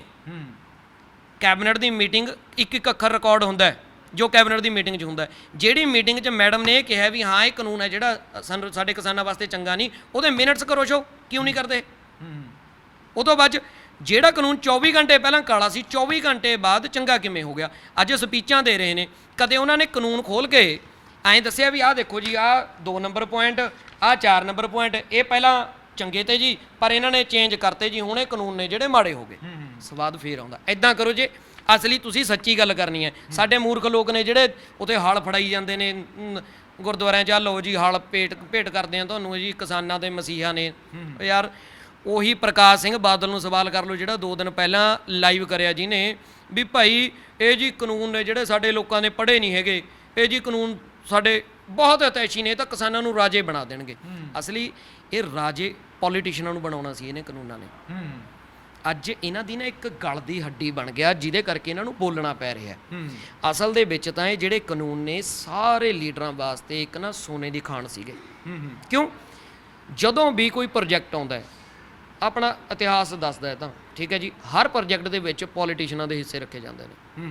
ਜਿੱਦਾਂ ਉਰੇ ਕੋਈ ਕਲਸਟਰ ਬਣਨਾ ਸੀ, ਕਲਸਟਰ ਬਣ ਕੇ ਉਹਦਾ ਠੇਕਾ ਜਿਹੜਾ ਕਿਸੇ ਕੰਟਰੈਕਟਰ ਨੂੰ ਬਾਣੀਏ ਨੂੰ ਜਾਣਾ ਸੀ, ਕਿਸੇ ਵਪਾਰੀ ਨੂੰ, ਤਾਂ ਉਹਦੇ ਵਿੱਚ ਹਿੱਸੇ ਰੱਖੇ ਜਾਣਾ ਸੀ। ਸੋ ਇਹਨਾਂ ਦੀ ਇਨਕਮ ਇਨਕਰੀਜ਼ ਹੋਣੀ ਸੀ, ਨਾ ਕਿ ਡਿਕਰੀਜ਼ ਹੋਣੀ ਸੀ। ਡਿਕਰੀਜ਼ ਤਾਂ ਜਿਹੜਾ ਹੈਗਾ ਕਿਸਾਨ ਨੇ ਹੋਣਾ ਸੀ। ਇਹਨਾਂ ਦਾ ਅੱਜ ਮਜਬੂਰੀ ਹੋ ਗਈ ਇਹਨਾਂ ਦੀ। ਕਿਉਂ? ਇੱਕ ਲੋਕ ਲਹਿਰ ਬਣ ਗਈ ਕਿ ਜਿਹੜਾ ਹੈਗਾ ਜੇ ਨਾ ਬੋਲੇ ਤਾਂ ਲੋਕ, ਜੇ 2 ਦਿਨ ਪਹਿਲਾਂ ਬਾਦਲ ਪਿੰਡ 'ਚ ਧਰਨਾ ਨਾ ਲੱਗਦਾ ਤਾਂ ਹਰਸਿਮਰਤ ਕੌਰ ਬਾਦਲ ਦਾ ਅਸਤੀਫਾ ਨਹੀਂ ਸੀ ਆਉਂਦਾ। ਕਿਉਂ? ਇਹਨਾਂ ਨੇ ਦੇਖਿਆ ਵੀ ਜਿਹੜਾ ਹੋਣਾ ਹੈ, ਹੁਣ ਇਹ ਲੋਕ ਸਾਨੂੰ ਪਿੰਡਾਂ 'ਚ ਨਹੀਂ ਬਣ ਦੇਣਾ ਇਹਨਾਂ ਨੇ। ਅਕਾਲੀ ਦਲ ਦੀ ਹਾਲਤ ਪਹਿਲਾਂ ਹੀ ਹੈ, ਬਾਦਲ ਪਰਿਵਾਰ ਹੈ ਜਿਹੜੀ ਖਰਾਬ ਕਰ ਚੁੱਕੇ ਹੈ। ਸੋ ਇਹਨਾਂ ਨੂੰ ਕਿਸੇ ਨੂੰ ਆ ਬੀਜੇਪੀ ਵਾਲੇ ਨੇ ਟਰੈਕਟਰ ਤੇ ਚੜੇ ਫਿਰਦੇ ਨੇ ਯਾਰ। ਕਦੇ ਅੱਜ ਤੱਕ, ਵੈਸੇ ਇਹ ਇਕੱਲਾ ਬੀਜੇਪੀ ਨੇ, ਸਾਰੇ ਲੀਡਰਾਂ ਨੂੰ ਸਵਾਲ ਹੈ, ਉਹਨਾਂ ਦੀਆਂ ਪਾਰਟੀਆਂ ਵਾਲਿਆਂ ਨੂੰ ਵੀ, ਵਰਕਰਾਂ ਨੂੰ ਵੀ। ਸਿੰਘ ਬਾਦਲ, ਕੈਪਟਨ ਅਮਰਿੰਦਰ ਸਿੰਘ, ਸੁਨੀਲ ਜਾਖੜ, ਰਾਹੁਲ ਗਾਂਧੀ ਜਾਂ ਬੀਜੇਪੀ ਵਾਲੇ ਜਿੰਨੇ ਹੈਗੇ ਨੇ, ਅੱਜ ਤੱਕ ਤੁਸੀਂ ਕਿੰਨੀ ਕੁ ਵਾਰੀ ਟਰੈਕਟਰ ਲਈ ਜਾਂਦੇ ਨੇ ਵੀ ਹੈਰੋਂ ਪਾਈ ਜਾ ਰਹੇ ਨੇ ਜੀ ਜ਼ਮੀਨ ਬਾਉਣ? ਕਦੇ ਤੱਕ ਦੇਖੇ ਨੇ? ਅੱਜ ਟਰੈਕਟਰ ਤੇ ਚੜ ਗਏ ਯਾਰ। ਜੇ ਤਾਂ ਕੋਈ ਕਿਸਾਨਾਂ ਵਾਲੀ ਗੱਲ ਹੋਵੇ ਵੀ ਹਾਂ ਭਾਈ ਕਿਸਾਨ ਆ, ਦੇਖੋ 1-2 ਲੀਡਰ ਨੇ, ਮੈਂ ਨਾਮ ਨਹੀਂ ਲਊਂਗਾ ਕਿਸੇ ਦਾ, ਉਹ ਬੰਦੇ ਨੇ ਜਿਹੜੇ ਖੇਤੀ ਵੀ ਕਰਦੇ ਨੇ ਕਿਸੇ ਵੀ ਪਾਰਟੀ ਨਾਲ, ਉਹੋ ਜਿਹਾ ਬੰਦਾ ਨਾ ਅੱਜ ਵੀ ਟਰੈਕਟਰ ਤੇ ਬੈਠਾ ਹੋਵੇ, ਆਪਾਂ ਉਹਨੂੰ ਚੰਗਾ ਕਹਾਂਗੇ ਵੀ ਯਾਰ ਇਹ ਤਾਂ ਜੁੜਿਆ ਵਾ ਕਿਸਾਨੀ ਨਾਲ। ਔਰ ਉਹ ਬੰਦੇ ਕਿਸੇ ਵੀ ਪਾਰਟੀ 'ਚ ਹੋਣ, ਉਹਨਾਂ ਨੇ ਬਹੁਤ ਪਹਿਲਾਂ ਜਿਹੜਾ ਇਸ ਚੀਜ਼ ਦਾ ਵਿਰੋਧ ਕਰਨਾ ਸ਼ੁਰੂ ਕਰਤਾ ਸੀ। ਸੋ ਹਰਿੰਦਰ, ਜੇ ਤੁਸੀਂ ਗੱਲ ਕੀਤੀ ਹੈ ਕਿ 2022 ਦੀਆਂ ਚੋਣਾਂ ਦੇ ਮੱਦੇਨਜ਼ਰ ਪੰਜਾਬ ਦੇ ਵਿੱਚ ਕਿਸਾਨੀ ਕਾਨੂੰਨਾਂ ਦੇ ਉੱਤੇ ਸਿਆਸਤ ਹੋ ਰਹੀ ਹੈ, ਤੇ ਤੁਹਾਨੂੰ ਕੀ ਲੱਗਦਾ ਕਿ ਫਿਰ ਆਉਣ ਵਾਲੇ ਸਮੀਕਰਨ ਕੀ ਬਦਲਣਗੇ? ਜਿਹੜਾ ਕਿਸਾਨੀ ਅੰਦੋਲਨ ਹੈ ਕੀ ਮੋੜ ਲਵੇਗਾ, ਤੇ ਪੰਜਾਬ ਦੇ ਵਿੱਚ ਕਿਹੜੀ ਪਾਰਟੀ ਹੈਗੀ ਹੈ ਜਿਸ ਨੂੰ ਇਸ ਅੰਦੋਲਨ ਦਾ ਫਾਇਦਾ ਹੋਏਗਾ ਜਾਂ ਨੁਕਸਾਨ ਹੋਏਗਾ, ਜਾਂ ਕਿਹੜੀ ਪਾਰਟੀ ਉਭਰੇਗੀ ਪੰਜਾਬ ਵਿੱਚ? ਬ੍ਰਦਰ, ਜਿਹੜਾ ਇਹਦਾ ਫਿਊਚਰ ਆ ਨਾ, ਉਹ ਸਾਰਾ ਸਾਡੇ ਲੋਕਾਂ ਦੇ ਉੱਪਰ ਨਿਰਭਰ ਹੈ। ਇਸ ਟਾਈਮ ਇਹਨਾਂ ਦਾ ਜਿਹੜਾ ਏਜੰਡਾ ਚੱਲ ਰਿਹਾ, ਸਾਰੀਆਂ ਪਾਰਟੀਆਂ ਦਾ ਏਜੰਡਾ ਇਹ ਚੱਲ ਰਿਹਾ ਵੀ ਇਸ ਜਿਹੜਾ ਸੰਘਰਸ਼ ਚੱਲ ਰਿਹਾ, ਜਿਹੜੇ ਕੋਈ ਆਮ ਲੋਕੀ ਜੁੜੇ ਹੋਏ ਨੇ, ਇਹਨਾਂ ਨੂੰ ਆਪਸ ਦੇ ਵਿੱਚੋਂ ਖੰਡਾ ਦਿਓ, ਤਾਂ ਕਿ ਜਿਹੜਾ ਇਹਨਾਂ ਨੂੰ ਖੰਡਾ ਕੇ ਆਪਾਂ ਅੱਗੇ ਆ ਜਾਈਏ, ਤਾਂ ਕਿ ਕੱਲ੍ਹ ਨੂੰ ਕੋਈ ਅਮੈਂਡਮੈਂਟਸ ਵੀ ਹੁੰਦੀ ਹੈ ਤਾਂ ਉਹਦਾ ਕ੍ਰੈਡਿਟ ਆਪਾਂ ਲੈ ਲਈਏ, 2022 ਵਾਲਾ ਬਟੇਰਾ ਆਪਣਾ ਪੱਕਾ ਕਰ ਲਈਏ। ਪਰ ਜੇ ਆਪਣੇ ਲੋਕੀ ਦੇਖੋ, ਕਿਸਾਨ ਹਤੈਸ਼ੀ ਦਾ ਕੋਈ ਨਾ ਤਾਂ ਪਾਰਟੀ ਹੈ ਨਾ ਕੋਈ ਲੀਡਰ ਹੈ, ਕਿਸੇ ਨੂੰ ਕੋਈ ਮਤਲਬ ਨਹੀਂ ਯਾਰ। ਤੁਸੀਂ ਜੇ ਹੋਰ, ਮੈਂ ਇੱਕ ਸਾਰਿਆਂ ਨੂੰ ਸਵਾਲ ਕਰਦਾ, ਮੈਂ ਨਾ ਆਪਣੇ ਜਿੰਨੇ ਸੁਣ ਰਹੇ ਹੋ ਉਹਦੇ 'ਚ ਪੰਚ ਸਰਪੰਚ ਵੀ ਹੋਣਗੇ, ਇੱਕ ਯਾਰ ਬੇਨਤੀ ਹੈ ਮੇਰੀ, ਤੁਹਾਡੀ ਚਲੋ ਮਜਬੂਰੀ ਹੈ, ਤੁਸੀਂ ਮੰਨ ਲਓ ਪਾਰਟੀਆਂ ਨਾਲ ਇੱਕ ਤਾਣੇ ਬਾਣੇ 'ਚ ਫਸੇ ਹੋਏ ਹੋ ਹੈ ਨਾ, ਤੁਸੀਂ ਆਪਣੇ ਲੀਡਰ ਨੂੰ ਇੱਕ ਸਵਾਲ ਕਰਿਓ ਜਾ ਕੇ ਵੀ ਯਾਰ ਅੱਜ ਤੱਕ ਹਮੇਸ਼ਾ ਅਸੀਂ ਤੇਰੇ ਨਾਲ ਫਿਰੇ ਹਾਂ, ਪਾਰਟੀਆਂ ਦੇ ਝੰਡੇ ਚੱਕੀ ਫਿਰਿਆ, ਜੁੱਤੀਆਂ ਤੜਾ ਲੀਆਂ, ਇੱਕ ਮੁੱਦੇ ਦੇ ਉੱਪਰ ਤੂੰ ਆਪਣੀ ਪਾਰਟੀ ਦਾ ਝੰਡਾ ਛੱਡ ਕੇ ਸਾਡਾ ਕਾਲਾ ਝੰਡਾ ਚੱਕ ਸਕਦਾ? ਕਿਸਾਨ ਯੂਨੀਅਨ ਦਾ ਵੀ ਨਾ ਚੱਕ, ਕਾਲਾ ਝੰਡਾ ਚੱਕਾ ਦੋ। ਜਿਹੜਾ ਦਾ ਚੱਕ ਗਿਆ, ਪਾਰਟੀ ਦੀਆਂ ਗਤੀਵਿਧੀਆਂ ਰੋਕ ਗਿਆ ਇਸ ਮੁੱਦੇ ਵਾਸਤੇ, ਉਹ ਤਾਂ ਸਮਝ ਲਿਓ ਵੀ ਹਾਂ ਹੈਗਾ ਤੁਹਾਡੇ ਹੱਕ 'ਚ, ਨਹੀਂ ਬਾਕੀ ਸਭ ਆਪਣੀ ਰਾਜਨੀਤੀ ਚਮਕਾ ਰਹੇ ਨੇ ਇਹ। ਕਿਉਂਕਿ ਦੂਜਾ ਇੱਕ ਹੋਰ ਸਵਾਲ ਕਰ ਲਿਓ, ਜਿਹੜਾ ਇੱਕ ਨਾ ਪੋਲੀਟੀਕਲ, ਦੇਖੋ ਹਾਇਰਾਰਕੀ ਸਿਸਟਮ ਹੁੰਦਾ, ਇੱਕ ਜੂਨੀਅਰ ਹੁੰਦਾ, ਇੱਕ ਸੀਨੀਅਰ ਹੁੰਦਾ, ਇੱਕ ਉਹਦਾ ਸੀਨੀਅਰ ਹੁੰਦਾ ਹੈ ਨਾ। ਇਹ ਹੁਣ ਅੱਜ ਆਪਾਂ ਨੂੰ ਪੰਪ ਵੀ ਦੇਈ ਜਾਂਦੇ ਨੇ, ਮੰਨ ਲਓ ਵੀ ਚਲੋ ਜੀ ਦਿੱਲੀ ਚਲੋ, ਯੂਥ ਕਾਂਗਰਸ ਦਾ ਬਿਆਨ ਆਇਆ ਸੀ, ਕਹਿੰਦਾ ਜੇ ਕਿਸਾਨ ਦਿੱਲੀ ਜਾ ਕੇ ਧਰਨਾ ਲਾਉਂਦੇ ਨੇ ਤਾਂ ਲੰਗਰ ਦੀ ਸੇਵਾ ਅਸੀਂ ਕਰਾਂਗੇ। ਉਹ ਯਾਰ ਦੱਸ, ਤੁਸੀਂ ਲੰਗਰ ਦੀ ਸੇਵਾ, ਜਿਹੜੇ ਕਿਸਾਨ ਧਰਨਾ ਲਾਉਣਗੇ ਉਹ ਲੰਗਰ ਨਹੀਂ ਬਣਾ ਸਕਦੇ ਆਪਣਾ? ਇਹਨਾਂ ਨੂੰ ਇਹ ਦਿੱਲੀ ਚਲੋ ਹੈ ਨਾ, ਇੱਕ ਲੋਕਾਂ ਨੂੰ ਭੜਕਾਉਣਗੇ ਵੀ। ਪਰ ਯਾਰ ਮੈਂ ਨਾ ਇੱਕ ਚੀਜ਼ ਸੋਚਦਾ ਵੀ ਇੱਕ ਹਾਇਰਾਰਕੀ ਸਿਸਟਮ ਹੁੰਦਾ ਹੈ ਨਾ, ਜੇ ਇੱਕ ਜੂਨੀਅਰ EMPLOYE ਨੂੰ ਕੋਈ ਦਿੱਕਤ ਆ ਗਈ ਤਾਂ ਉਹਨੇ ਕਿਸੇ GM ਕੋਲ ਜਾਂ ਡਾਇਰੈਕਟਰ ਕੋਲ ਡਾਇਰੈਕਟ ਨਹੀਂ ਜਾਂਦਾ ਹੈਗਾ, ਉਹ ਆਪਣੇ ਸੀਨੀਅਰ ਨੂੰ ਕਹਿੰਦਾ ਯਾਰ ਮੇਰੀ ਆ ਪ੍ਰੋਬਲਮ ਹੱਲ ਕਰਾ ਕੇ ਦਿਓ, ਉਹ ਹੱਲ ਕਰਾ ਕੇ ਦਿੰਦਾ, ਉਹਦੀ ਡਿਊਟੀ ਹੁੰਦੀ ਹੈ। ਆਪਾਂ ਨੇ ਸਾਰੇ ਪੋਲੀਟੀਸ਼ੀਅਨ ਨੇ ਜਿਹੜੇ ਜਿਤਾ ਕੇ ਕੁਰਸੀਆਂ ਤੇ ਬਿਠਾਏ ਨੇ, MLA ਬਣਾਏ ਨੇ, MP ਬਣਾਏ ਨੇ, ਰਾਜ ਸਭਾ 'ਚ ਭੇਜੇ ਨੇ, ਮੁੱਖ ਮੰਤਰੀ ਬਣਾਏ ਨੇ, ਠੀਕ ਹੈ ਜੀ, ਕੈਬਨਿਟ ਮਿਨਿਸਟਰ ਬਣਾਏ ਨੇ, ਇਹਨਾਂ ਦੀ ਡਿਊਟੀ ਹੈ ਇਹ ਸਾਡੇ ਮਸਲੇ ਹੱਲ ਕਰਾ ਕੇ ਦੇਣੇ। ਇੱਕ ਜੇ ਇਹਨਾਂ ਦੀ ਜ਼ਿੰਮੇਵਾਰੀ ਹੈ ਕਿ ਇਹ ਵਿਧਾਨ ਸਭਾ ਜਾਂ ਲੋਕ ਸਭਾ 'ਚ ਬੈਠੇ ਨੇ ਵੀ ਸਾਡੇ ਨਾਲ ਕੋਈ ਧੱਕਾ ਨਾ ਹੋ ਜੇ, ਜੇ ਯਾਰ ਸਾਡੇ ਨਾਲ ਧੱਕਾ ਹੀ ਹੋ ਜਾਣਾ ਹੈ ਫਿਰ ਅਸੀਂ ਇਹਨਾਂ ਤੋਂ ਕੀ ਕਰਾਉਣਾ? ਇਹਨਾਂ ਦੇ ਬੈਠੇ ਬੈਠੇ ਸਾਡੇ ਹਿੱਤਾਂ ਦੀ ਚੋਰੀ ਹੋ ਗਈ। ਇਹ ਸੁੱਤੇ ਪਏ ਸੀ, ਉਹ ਸਦੀਕ ਸਾਹਿਬ ਜੀ ਕਹਿੰਦੇ ਸਾਡਾ ਮੇਰਾ ਮੋਢਾ ਉਤਰ ਗਿਆ। ਉਹ ਯਾਰ ਆਪਣੇ ਨਾ ਲੋਕਾਂ ਨੂੰ ਨਾ ਬੜੀ ਇੱਕ ਤਰਾਸਦੀ ਹੈ ਵੀ ਆਪਾਂ ਨਾ ਵੋਟ ਪਾਉਣ ਲੱਗੇ ਇੱਕ ਵਾਰ ਵੀ ਨਹੀਂ ਸੋਚਦੇ ਵੀ ਯਾਰ ਸਾਹਮਣੇ ਬੰਦਾ ਕਿਹੜਾ ਖੜਾ ਹੈ। ਯਾਰ ਇੱਕ ਨਾ ਜੇ ਨਾ ਸਵਾਲ ਜਿਹੜਾ ਮੈਂ ਕਿਹਾ ਸਵਾਲ ਜ਼ਰੂਰ ਕਰਿਓ। ਜਿਹੜਾ ਤਾਂ ਲੀਡਰ ਮੰਨ ਲਓ ਜਵਾਬ ਦੇ ਗਿਆ ਉਹ ਤੁਹਾਡਾ ਹਤੈਸ਼ੀ ਆ, ਨਹੀਂ ਭਰਾਵੋ ਉਹ ਤੁਹਾਡਾ ਜਿਹੜਾ ਹੈਗਾ ਦੁਸ਼ਮਣ ਹੈ। ਵੈਸੇ ਤਾਂ ਮੈਨੂੰ ਲੱਗਦਾ ਮੈਜੋਰਿਟੀ ਦੁਸ਼ਮਣ ਵਾਲੀ ਹੋਊਗੀ, ਜਿਨ੍ਹਾਂ ਨੂੰ ਤੁਸੀਂ ਸ਼ਾਇਦ ਆਪਣੇ ਹਤੈਸ਼ੀ ਸਮਝਦੇ ਹੋ, ਪਰ ਮੇਰੇ ਹਿਸਾਬ 'ਚ ਉਹ ਤੁਹਾਡੇ ਦੁਸ਼ਮਣ ਨੇ, ਕਿਉਂਕਿ ਜਿਹੜਾ ਬੰਦਾ ਤੁਹਾਡੇ ਨਾਲ ਖੜੇ ਨਹੀਂ ਸਕਦਾ ਹੈਗਾ। ਉਹ ਤੋਂ ਬਾਅਦ 'ਚ ਜਿਹੜੀ ਡਿਊਟੀ ਯਾਰ ਅੱਜ ਧਰਨੇ ਲੱਗ ਰਹੇ ਨੇ, ਡਿਊਟੀ ਲੀਡਰਾਂ ਦੀ ਹੈ। ਸਾਡੀ ਕਿਤੇ ਕੋਈ ਦਿੱਕਤ ਆ ਗਈ, ਸਾਡੀ ਪ੍ਰੋਬਲਮ ਆ ਗਈ, ਉਹਦੇ ਮਸਲੇ ਹੱਲ ਕਰਾ ਕੇ ਦੇਣੇ ਲੀਡਰਾਂ ਦੀ ਡਿਊਟੀ ਹੈ। ਉਹ ਸਾਨੂੰ ਉਕਸਾ ਕੇ ਅੱਜ ਸਾਤੋਂ ਧਰਨੇ ਲਵਾ ਰਹੇ ਨੇ, ਪਰ ਸਾਡੀ ਤਾਂ ਮਜਬੂਰੀ ਆ, ਦੇਖੋ ਸਾਨੂੰ ਲਾਉਣੇ ਪੈਣੇ ਨੇ, ਹੈ ਨਾ। ਸਾਨੂੰ ਰੇਲ ਲਾਈਨਾਂ 'ਤੇ ਵੀ ਬੈਠਣਾ ਪੈਣਾ, ਸਾਨੂੰ ਸੜਕਾਂ 'ਤੇ ਵੀ ਬੈਠਣਾ ਪੈਣਾ। ਕਿਉਂ? ਸਾਡੀ ਤਾਂ ਆਪਣੀ ਜਿਹੜੀ ਕਿਸਾਨੀ ਆ ਜਾਂ ਸਾਡੀਆਂ ਤਾਂ ਜੜ੍ਹਾਂ ਵੱਢ ਰਹੇ ਨੇ। ਇਹਨਾਂ ਦੇ ਤਾਂ ਬੱਚੇ ਵੀ ਬਾਹਰ ਸੈੱਟ ਨੇ। ਇਹਨਾਂ ਨੇ ਤਾਂ ਜੇ ਮੰਨ ਲਓ ਕਾਨੂੰਨ ਲਾਗੂ ਵੀ ਹੋ ਜਾਂਦਾ, ਇਹਨਾਂ ਨੇ ਵਪਾਰੀਆਂ ਨਾਲ ਹਿੱਸੇ ਕਰ ਲੈਣੇ ਨੇ, ਇਹਨਾਂ ਨੂੰ ਕੋਈ ਮਤਲਬ ਨਹੀਂ, ਇਹਨਾਂ ਵਾਲਾ ਸਿਸਟਮ ਚੱਲਦਾ ਰਹਿਣਾ। ਇਹਨਾਂ ਦੀ ਤਾਂ ਇਨਕਮ ਵਧਣੀ ਹੋਏ, ਘਟਣੀ ਨਹੀਂ ਹੈਗੀ, ਠੀਕ ਹੈ ਨਾ। ਪਰ ਆਪਣੀ ਜਿਹੜੀ ਕਿਸਾਨਾਂ ਦੀ ਹੈ, ਜਿਹੜੇ ਅੱਜ ਵੀ ਪਾਰਟੀਆਂ ਨਾਲ ਫਿਰ ਰਹੇ ਨੇ, ਭਰਾਵੋ ਸਮਝ ਲਓ ਵਧੀਆ ਰਹੋਗੇ। ਜੇ ਨਾ ਸਮਝਿਆ ਤਾਂ ਉਹ ਤੋਂ ਬਾਅਦ ਦੇ ਵਿੱਚ ਨਾ ਪਾਰਟੀ ਵਾਲਾ ਝੰਡਾ ਹੀ ਹੱਥ 'ਚ ਰਹਿ ਜਾਣਾ, ਹੋਰ ਕੁਝ ਨਹੀਂ ਹੱਥ 'ਚ ਰਹਿਣਾ। ਸੋ ਹਰਿੰਦਰ, ਕੋਈ ਖਾਸ ਗੱਲ ਰਹਿ ਗਈ ਜਿਹੜੀ ਤੁਸੀਂ ਹੋਰ ਕਰਨਾ ਚਾਹੋ, ਕਿਉਂਕਿ ਆਪਾਂ ਨੂੰ ਸਮਾਂ ਵੀ ਇਜਾਜ਼ਤ ਨਹੀਂ ਦੇ ਰਿਹਾ। ਬਸ ਮੈਂ ਸਾਰਿਆਂ ਨੂੰ ਬੇਨਤੀ ਕਰਨੀ ਚਾਹੁੰਦਾ ਇੱਕ ਤਾਂ ਵੀ ਭਰਾਵੋ ਇਹ ਕਾਨੂੰਨ ਨੂੰ ਜਿਹੜਾ ਹੈਗਾ ਪੜ੍ਹ ਲਓ। ਇਹ ਬਹੁਤ ਜ਼ਿਆਦਾ ਭਿਆਨਕ ਹੈ, ਬਹੁਤ ਜ਼ਿਆਦਾ ਖਤਰਨਾਕ ਹੈ ਆਪਣੇ ਸਾਰੇ ਪੰਜਾਬ ਲਈ, ਹਰਿਆਣੇ ਲਈ, ਜਿਹੜਾ ਬੰਦਾ ਵੀ ਕਿਸਾਨੀ ਨੂੰ ਬਿਲੋਂਗ ਕਰਦਾ। ਇਹਨੂੰ ਪੜ੍ਹੋ, ਇਹਨੂੰ ਪੜ੍ਹ ਕੇ ਇੱਕ ਮੁੱਦੇ ਲਈ ਪਾਰਟੀ ਛੱਡ ਦਿਓ ਬਸ। ਕਿਉਂਕਿ ਜੇ ਬਾਈ ਜੀ ਪਾਰਟੀ ਨਹੀਂ ਛੱਡੋਗੇ, ਅੱਛਾ ਇੱਕ ਕਈ ਹੁੰਦਾ ਹੈ, ਕਈ ਬੰਦਿਆਂ ਦਾ ਹੁੰਦਾ ਵੀ ਜੀ ਪਾਰਟੀਆਂ ਨੇ ਜਿਹੜੀਆਂ ਜੇ ਅਗਵਾਈ ਕਰਨਗੀਆਂ ਤਾਂ ਹੀ ਕੋਈ ਨਾ ਕੋਈ ਮਸਲਾ ਹੱਲ ਹੋਊਗਾ। ਯਾਰ ਤੁਹਾਡੀ ਗੱਲ ਵੀ ਮੰਨ ਲਈ, ਮੰਨ ਕੇ ਚਲੋ ਵੀ ਹਾਂ ਕਿਸੇ ਤੁਸੀਂ ਪੋਲੀਟੀਸ਼ੀਅਨ ਨੂੰ ਅੱਗੇ ਲਾ ਲਿਆ ਅਗਵਾਈ ਕਰਨ ਵਾਸਤੇ, ਉਹਦਾ ਮਨ ਵੀ ਸੱਚਾ ਹੈ ਵੀ ਹਾਂ ਯਾਰ ਉਹਦਾ ਦਿਲ ਕਰਦਾ ਵੀ ਯਾਰ ਮੈਂ ਜਿਹੜਾ ਹੈਗਾ ਕਿਸਾਨਾਂ ਦੇ ਹੱਕ 'ਚ ਖੜਨਾ ਹੈ, ਮੈਂ ਜਿਹੜਾ ਹੈਗਾ ਕਿਸਾਨਾਂ ਨਾਲ ਇਹ ਮਸਲਾ ਹੱਲ ਕਰਾ ਕੇ ਦੇਣਾ। ਪਰ ਇੰਨਾ ਕੁ ਤਾਂ ਆਪਾਂ ਨੂੰ ਪਤਾ, ਆਪਣਾ ਜਿਹੜਾ ਰੈਕਡ ਆ ਵੀ ਆਪਣੇ ਕੋਈ ਵੀ ਪੋਲੀਟੀਸ਼ੀਅਨ ਆ ਕਰਪਸ਼ਨ ਤੋਂ ਸਾਫ਼ ਨਹੀਂ ਹੈਗਾ ਬਾਈ ਜੀ। ਉਹ ਸੈਂਟਰ 'ਚ ਡਿਕਟੇਟਰ ਬੈਠਾ ਹੈ। ਜਿੱਦੇ ਨਾ ਅੰਦੋਲਨ ਆਪਣਾ ਸੀਖ 'ਤੇ ਚਲਿਆ ਗਿਆ ਨਾ, ਉੱਦੇ ਉਹਨੇ CBI, ED, ਵਿਜੀਲੈਂਸ ਸਭ ਘੇਰਾ ਪਾ ਦੇਣਾ ਉਸ ਬੰਦੇ ਦੇ ਆਲੇ ਦੁਆਲੇ ਜਿਹਨੂੰ ਅਗਵਾਈ ਦਿੱਤੀ ਵੀ ਹੋਊਗੀ। ਉਹ ਬੰਦੇ ਨੂੰ ਨਾ ਚਾਹੁੰਦੇ ਹੋਏ ਵੀ ਆਪਣੀ ਜਾਨ ਬਚਾਉਣ ਵਾਸਤੇ ਉਸ ਅੰਦੋਲਨ ਨੂੰ ਫੇਲ ਕਰਨਾ ਪਊਗਾ। ਸੋ ਅਗਵਾਈ ਉਹੋ ਜਿਹੇ ਬੰਦੇ ਨੂੰ ਦਿਓ ਜਿਹੜਾ ਬੰਦਾ ਆਪ ਸਾਫ਼ ਹੋਵੇ। ਇੱਕ ਬੰਦੇ ਨੂੰ ਅਗਵਾਈ ਵਾਲਾ ਤਾਂ ਕੋਈ ਮਸਲਾ ਹੀ ਨਹੀਂ ਹੈਗਾ, ਇੱਕ ਪਾਰਟੀ ਨੂੰ ਅਗਵਾਈ ਵਾਲਾ ਕੋਈ ਮਸਲਾ ਨਹੀਂ ਹੈਗਾ। ਦੂਜਾ ਇੱਕ ਜਿਹੜੇ ਇੱਕ ਦੋ ਆ ਧਰਨੇ ਅੱਡ ਜੇ ਹੋਏ ਨੇ ਇਸ ਮਸਲੇ ਦੇ ਉੱਪਰ, ਭਰਾਵੋ ਇਹਨੂੰ ਮੁੱਦਾ ਨਾ ਬਣਾਓ। ਕੋਈ ਵੀ ਬੰਦਾ ਯਾਰ ਇਸ ਮੁੱਦੇ ਤੇ ਜਿਹੜਾ ਮਰਜ਼ੀ ਬੰਦਾ ਕਿਸੇ ਵੀ ਪਾਸੇ ਨੂੰ ਚੱਲਿਆ ਹੋਇਆ, ਦੇਖੋ ਨਿਸ਼ਾਨਾ ਤਾਂ ਉਹਦਾ ਇੱਕੋ ਹੈ ਨਾ, ਨਿਸ਼ਾਨਾ ਤਾਂ ਉਹਦਾ ਬਿੱਲ ਰੱਦ ਕਰਾਉਣਾ ਹੈ। ਤਾਂ ਉਹ ਜਿਹੜੇ ਮਰਜ਼ੀ ਰਸਤੇ ਤੇ ਨੂੰ ਜਾਵੇ, ਪਹੁੰਚਣਾ ਤਾਂ ਉੱਥੇ ਹੀ ਹੈ। ਜਿਹਦਾ ਜੀ ਕਰਦਾ, ਜਿਹੜੇ ਬੰਦੇ ਨੂੰ ਆਪਾਂ ਨੇ ਸਪੋਰਟ ਕਰਨੀ ਉਹਨੂੰ ਸਪੋਰਟ ਕਰ ਦਿਓ, ਕੋਈ ਪ੍ਰੋਬਲਮ ਨਹੀਂ। ਪਰ ਇਹਨੂੰ ਮੁੱਦਾ ਨਾ ਬਣਾਇਆ ਕਰੋ। ਕਿਤੇ ਵੀ ਕਿਸੇ ਦਾ ਕੋਈ ਆਪਸ 'ਚ ਸ਼ੰਭੂ ਵਾਲੇ ਧਰਨੇ ਦੀ ਮੈਂ ਸਾਫ਼ ਜੀ ਗੱਲ ਕਰਾਂ ਤਾਂ ਉਹਦੇ 'ਚ ਉਹ ਵੀ ਬੰਦਾ ਯਾਰ ਲੱਗਿਆ, ਵਿਚਾਰਧਾਰਾ ਦੇ ਫਰਕ ਨੇ, ਠੀਕ ਆ। ਵਿਚਾਰਧਾਰਾ ਆਪਾਂ ਨੇ ਕੀ ਲੈਣਾ ਯਾਰ, ਆਪਣਾ ਏਮ ਤਾਂ ਇੱਕ ਆ, ਆਪਣਾ ਮਿਸ਼ਨ ਤਾਂ ਇੱਕ ਹੈ। ਕਿਉਂਕਿ ਇੱਕ ਚੀਜ਼ MSP ਹੈ ਜਾਂ ਜਿਹੜਾ ਹੈਗਾ ਹੁਣ ਉਹ ਵੀਰ ਦੇ ਵਿਚਾਰਧਾਰਾ ਹੈ ਕਿ ਯਾਰ ਇਸ ਮੁੱਦੇ ਤੋਂ ਆਪਾਂ ਨੇ ਹੋਰ ਵੀ ਇੱਕ ਲਹਿਰ ਬਣੀ ਵੀ ਹੈ, ਕੁਝ ਹੋਰ ਚਾਰ ਫਾਇਦੇ ਲੈ ਜਾਵਾਂਗੇ, ਹੈ ਨਾ। ਪਰ ਭਰਾਵਾ ਬਿਲਕੁਲ ਸਹੀ ਹੈ ਗੱਲ, ਹੈ ਨਾ। ਪਰ ਪਹਿਲਾਂ ਆਪਾਂ ਜਿੰਨਾ ਟਾਈਮ ਜੇ ਇੱਕ ਨਿਸ਼ਾਨਾ ਰੱਖਾਂਗੇ, ਜੇ ਆਪਾਂ ਇਹ ਬਿੱਲ ਪਾਸ ਰੱਦ ਕਰਾ ਗਏ ਤਾਂ ਸਮਝ ਕੇ ਚੱਲਿਓ ਆਪਣੇ ਹੋਰ ਸਾਰੇ ਮਸਲੇ ਵੀ ਹੱਲ ਹੋ ਜਾਣਗੇ। ਕਿਉਂ? ਸਰਕਾਰ ਦੇ ਮਨ 'ਚ ਇੱਕ ਡਰ ਬੈਠ ਜਾਊਗਾ ਕਿ ਇਹ ਰੱਦ ਕਰਾ ਸਕਦੇ ਨੇ ਆਪਾਂ। ਸੋ ਇਸ ਟਾਈਮ ਜਿਹੜਾ ਏਮ ਹੈ ਇੱਕ, ਇਹ ਬਿੱਲਾਂ 'ਚ ਅਮੈਂਡਮੈਂਟ ਨਹੀਂ ਚਾਹੀਦੀ ਸਾਨੂੰ ਇਹ ਬਿੱਲ ਨੇ ਜਿਹੜੇ ਰੱਦ ਚਾਹੀਦੇ ਨੇ, ਕਿਉਂਕਿ ਇਹ ਬਿੱਲ ਨੇ ਜਿਹੜੇ ਸਾਡਾ ਅਗਲੇ ਕਈ ਦਹਾਕਿਆਂ ਦਾ ਫਿਊਚਰ ਤੈਅ ਕਰਨਗੇ। ਸੋ ਇਹਦੇ ਉੱਪਰ ਹੱਥ ਬੰਨ੍ਹ ਕੇ ਬੇਨਤੀ ਹੈ ਸਾਰਿਆਂ ਨੂੰ, ਇਹਨੂੰ ਪੂਰਾ ਜਿੰਨਾ ਸੀਰੀਅਸ ਲੈ ਕੇ ਇਸ ਮੈਟਰ ਨੂੰ ਆਪਣੇ ਘਰਾਂ 'ਚੋਂ ਬਾਹਰ ਨਿਕਲੋ। ਇਹ ਨਾ ਸੋਚੋ ਵੀ ਜੋ ਚੰਗਾ ਕਿਸੇ ਨਾਲ ਹੋਊਗਾ ਉਹੋ ਜਿਹਾ ਹੀ ਸਾਡੇ ਨਾਲ ਹੋ ਜੂ, ਜੋ ਮਾੜਾ ਕਿਸੇ ਨਾਲ ਹੋਊ ਇਹੋ ਜਿਹਾ ਹੀ ਸਾਡੇ ਨਾਲ ਹੋ ਜੂ। ਇਹ ਭਰਾਵੋ ਹਰ ਬੰਦੇ ਨਾਲ ਜੁੜਿਆ ਹੋਇਆ।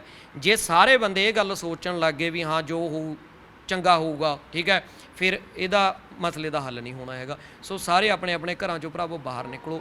ਇਸ ਸੰਘਰਸ਼ ਦੇ ਵਿੱਚ ਜਿੱਥੇ ਜਿੰਨਾ ਕੁ ਯੋਗਦਾਨ ਪਾ ਸਕਦੇ ਹੋ ਉਨਾ ਕੁ ਯੋਗਦਾਨ ਪਾਓ, ਜ਼ਰੂਰ ਪਾਓ। ਸੋ ਹਰਿੰਦਰ, ਸਮਾਂ ਇਜਾਜ਼ਤ ਨਹੀਂ ਦੇ ਰਿਹਾ, ਤੁਸੀਂ ਕੀਮਤੀ ਸਮਾਂ ਕੱਢਿਆ, ਤੁਹਾਡਾ ਬਹੁਤ ਬਹੁਤ ਸ਼ੁਕਰੀਆ। ਧੰਨਵਾਦ ਜੀ, ਧੰਨਵਾਦ ਜੀ। ਸੋ ਇਹ ਸਨ ਹਰਿੰਦਰ ਫਤਿਹਗੜ੍ਹ ਸਾਹਿਬ ਤੋਂ। ਹਰਿੰਦਰ ਸਿੰਘ ਨੇ ਬੜੇ ਹੀ ਸੌਖੇ ਢੰਗ ਨਾਲ ਕਿਸਾਨ ਭਰਾਵਾਂ ਨੂੰ ਸਮਝਾਇਆ ਕਿ ਇਹ ਜਿਹੜੇ ਬਿੱਲ ਹੈਗੇ ਨੇ ਕਿਵੇਂ ਖਤਰਨਾਕ ਹੈਗੇ ਨੇ, ਕਿਸਾਨੀ ਨੂੰ ਤਬਾਹ ਕਰਨਗੇ, ਸਾਡੇ ਸਮਾਜ ਦੇ ਉੱਤੇ, ਆਮ ਲੋਕਾਂ ਦੇ ਉੱਤੇ ਇਸ ਦਾ ਵਾਧੂ ਬੋਝ ਪਵੇਗਾ। ਜਿਹੜਾ ਰਸੋਈ ਕਿਚਨ ਦਾ ਖਰਚਾ ਹੈਗਾ, ਜਿਨ੍ਹਾਂ ਦਾ 8000 ਅੱਜ ਖਰਚਾ ਹੈਗਾ, ਉਹ ਕੱਲ੍ਹ ਨੂੰ ਵੱਧ ਕੇ 12 ਤੋਂ 15000 ਤੱਕ ਪਹੁੰਚ ਜਾਵੇਗਾ।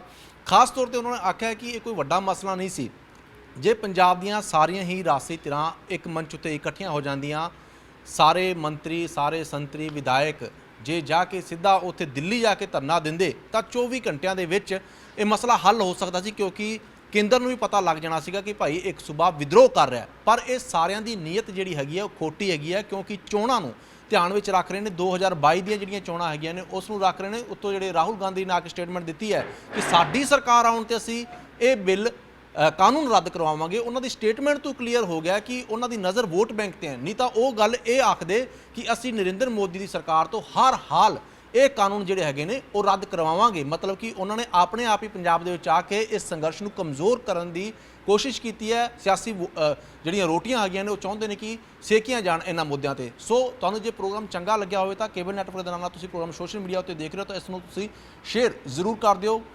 ਚੰਡੀਗੜ੍ਹ ਤੋਂ ਕੈਮਰਾਮੈਨ ਸੰਦੀਪ ਸਿੰਘ ਦੇ ਨਾਲ ਅਮਨ ਮੋਹਨ ਮੁਜਾਲ, ਹਮਦਰ ਟੀਵੀ। ਸਤਿ ਸ਼੍ਰੀ ਅਕਾਲ।